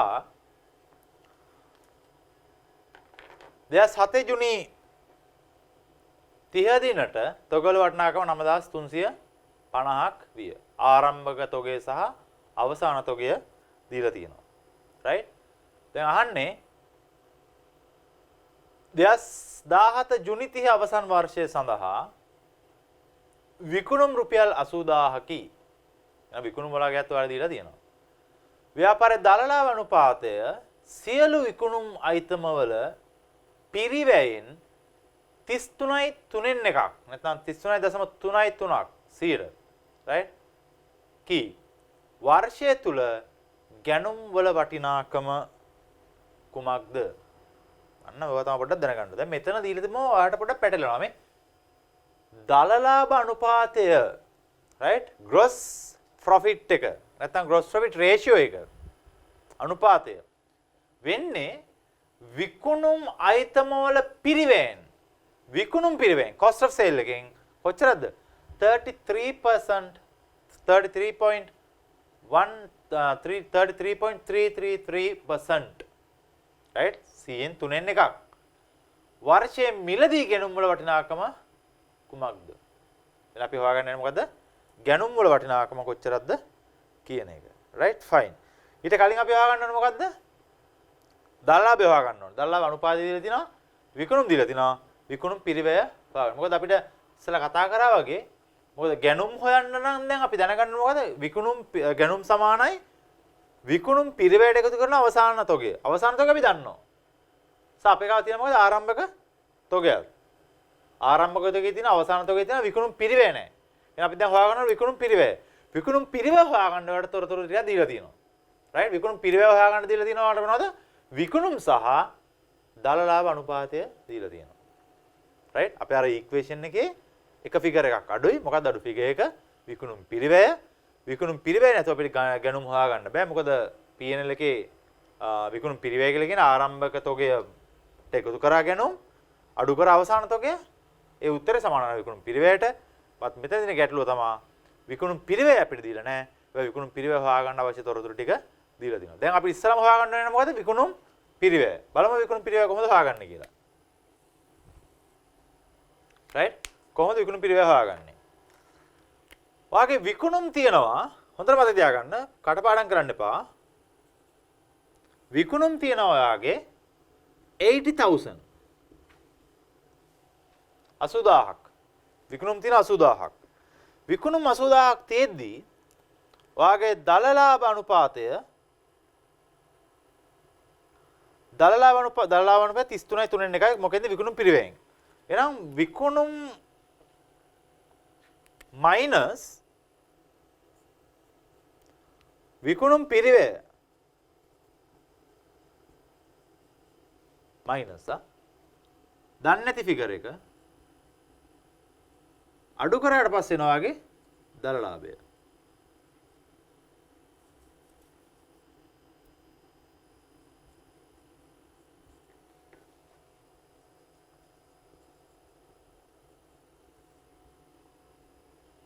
දල ලාභය එනවා. දැන් ඔයාගාව තියෙන්නේ මොකද්ද විකුණුම් පිරිවැය? විකුණුම් විතරයි. අනිත් කාරණා දෙකම ඔයාගාව නැහැ. හැබැයි ඔයාට දල ලාභය හරි විකුණුම් පිරිවැය හරි හොයාගන්න තොරතුරක් දීලා තියෙනවා. මොකද්ද දීලා තියෙන තොරතුර? දල ලාභය කියලා කියන්නේ විකුණුම් පිරිවැයෙන් 33.3න් එකක්. රයිට්. අපි එහෙනම් අපිට ඕනේ හොයාගන්න මොකද්ද විකුණුම් පිරිවැය. එහෙනම් විකුණුම් පිරිවැය හොයාගන්න කොහොමද? විකුණුම් වලින් අඩු කරා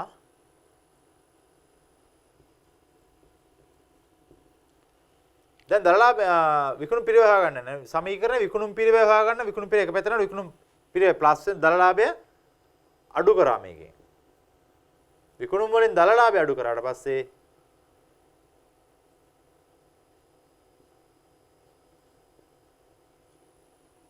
රයිට් මෙතන එන උත්තරය අඩු කරාට පස්සේ මොකක්ද අපිට එන්නේ විකුණුම් පිරිවැය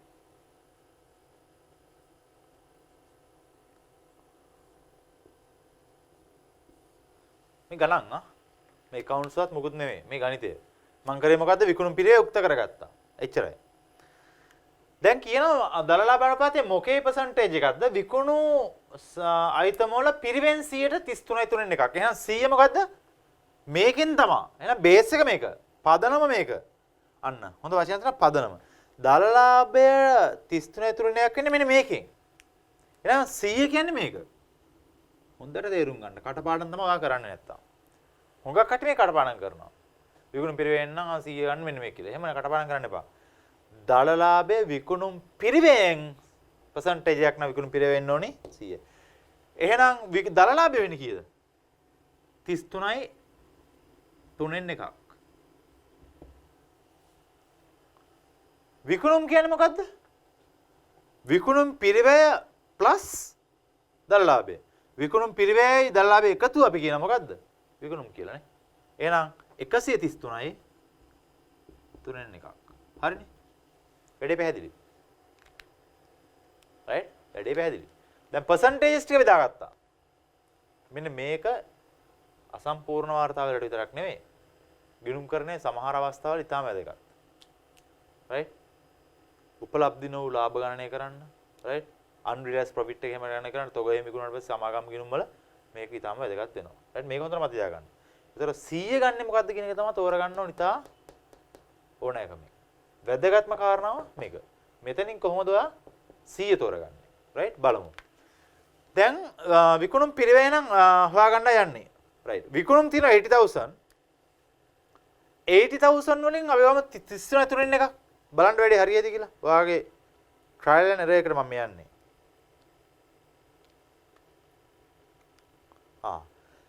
එහෙනම් අපි 80,000 වලින් 133යි 3න් එකක් ගත්තත් වැඩේ වරදිනවා.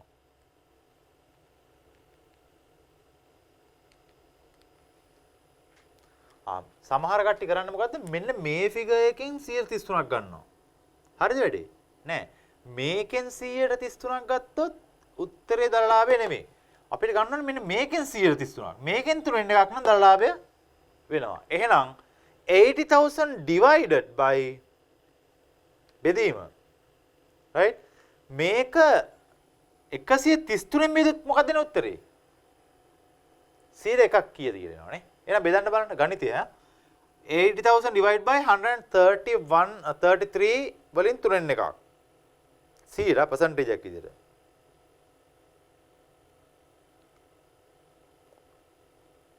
sorry into 80,000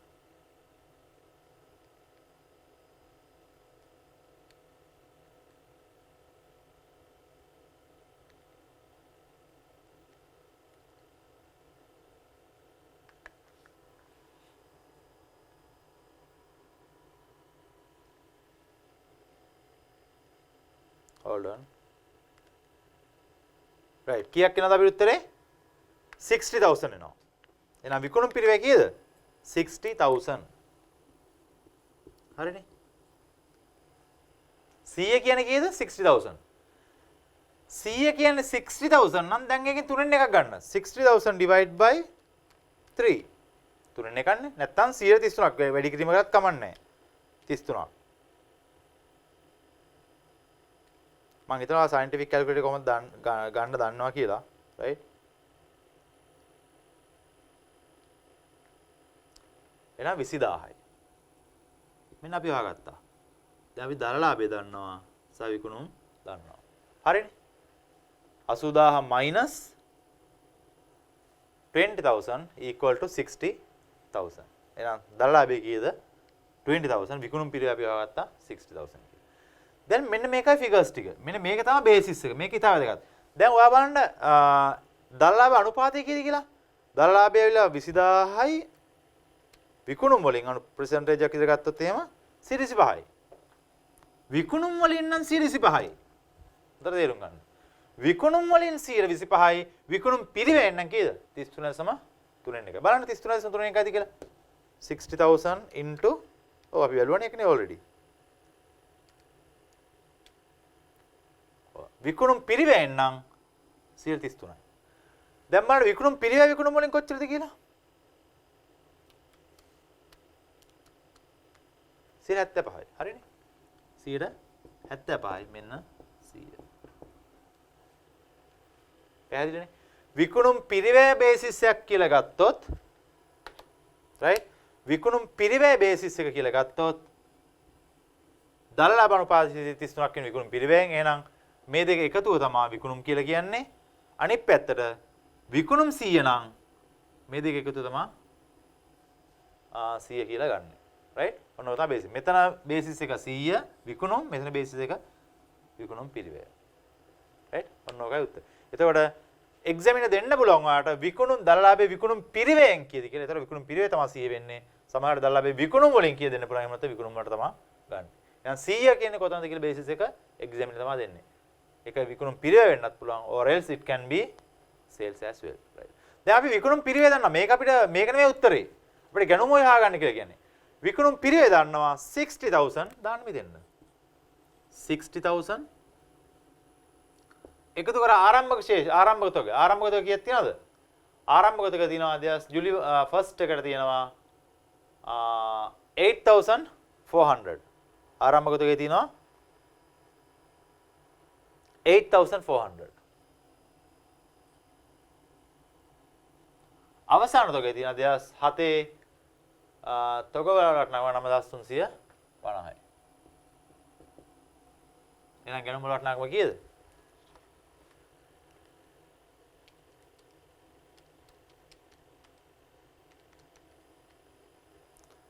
$60,950 60,950 මෙන්න උත්තරේ. මෙන්න මේක තමයි ඔයාලට හොයාගන්න කියලා කිව්වේ. right?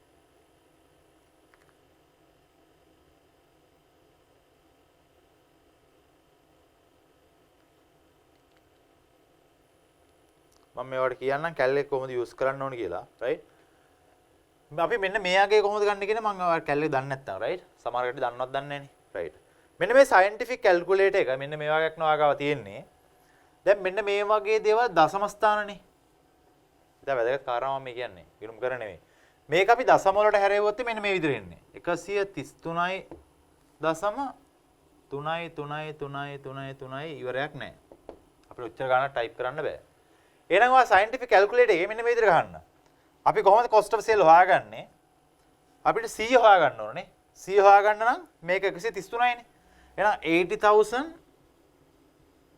කැල්ලේ ගහන ක්‍රමය මම කියන්නේ right බෙදීම නැත්නම් divided by 133යි මේක බෙදන්න 133 නේ හරිනේ මේ 60000 ගන්න විදිය මම කියන්නේ 60000 කොහොමද එන්නේ කියන එක right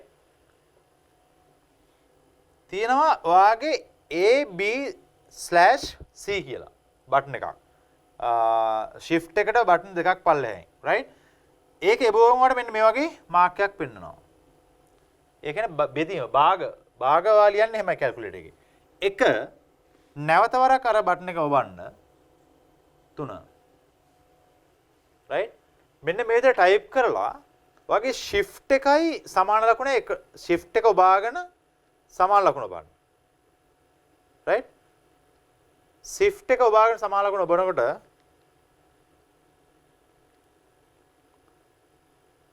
shift එක ඔබලා සමාන ලකුණ ඔබන්න right shift එක ඔබලා සමාන ලකුණ මේක percentage එකක් වෙනවා උත්තරේ එනවා 60000ක් මෙන්න මේ තමයි 60000 ආවේ නැත්නම් කැල්කියුලේටර් ඔයා කොහොමද ආවේ කියලා බලයි right දන්නේ නැති කට්ටිය ඔක කොහොමද ඉගෙන ගන්න දැන් 60000 මෙතන ආවට පස්සේ කොහොමද 20000 ගන්නෙ 20000 ගන්න ඕන නම් ඔයා 60000ට ගිහිල්ලා 60000 into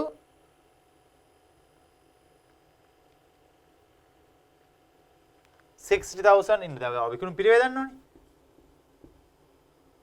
into 33 1/3 of it shift එක බාගෙන සමාන ලකුණ. ඒතර උත්තර එනවා 20000. right. ඔන්න ඔකයි උත්තරේ. right. ඔයාලට මම කැල් එකේ ගහන විදිහ පොඩ්ඩක් ලියලා පෙන්නනවා. right. ගෙනුම අපි හොයාගත්තා. යම්මල අවසාන ගාන හදාගන්න තව ගානක් තියෙන අපිට මේකේ.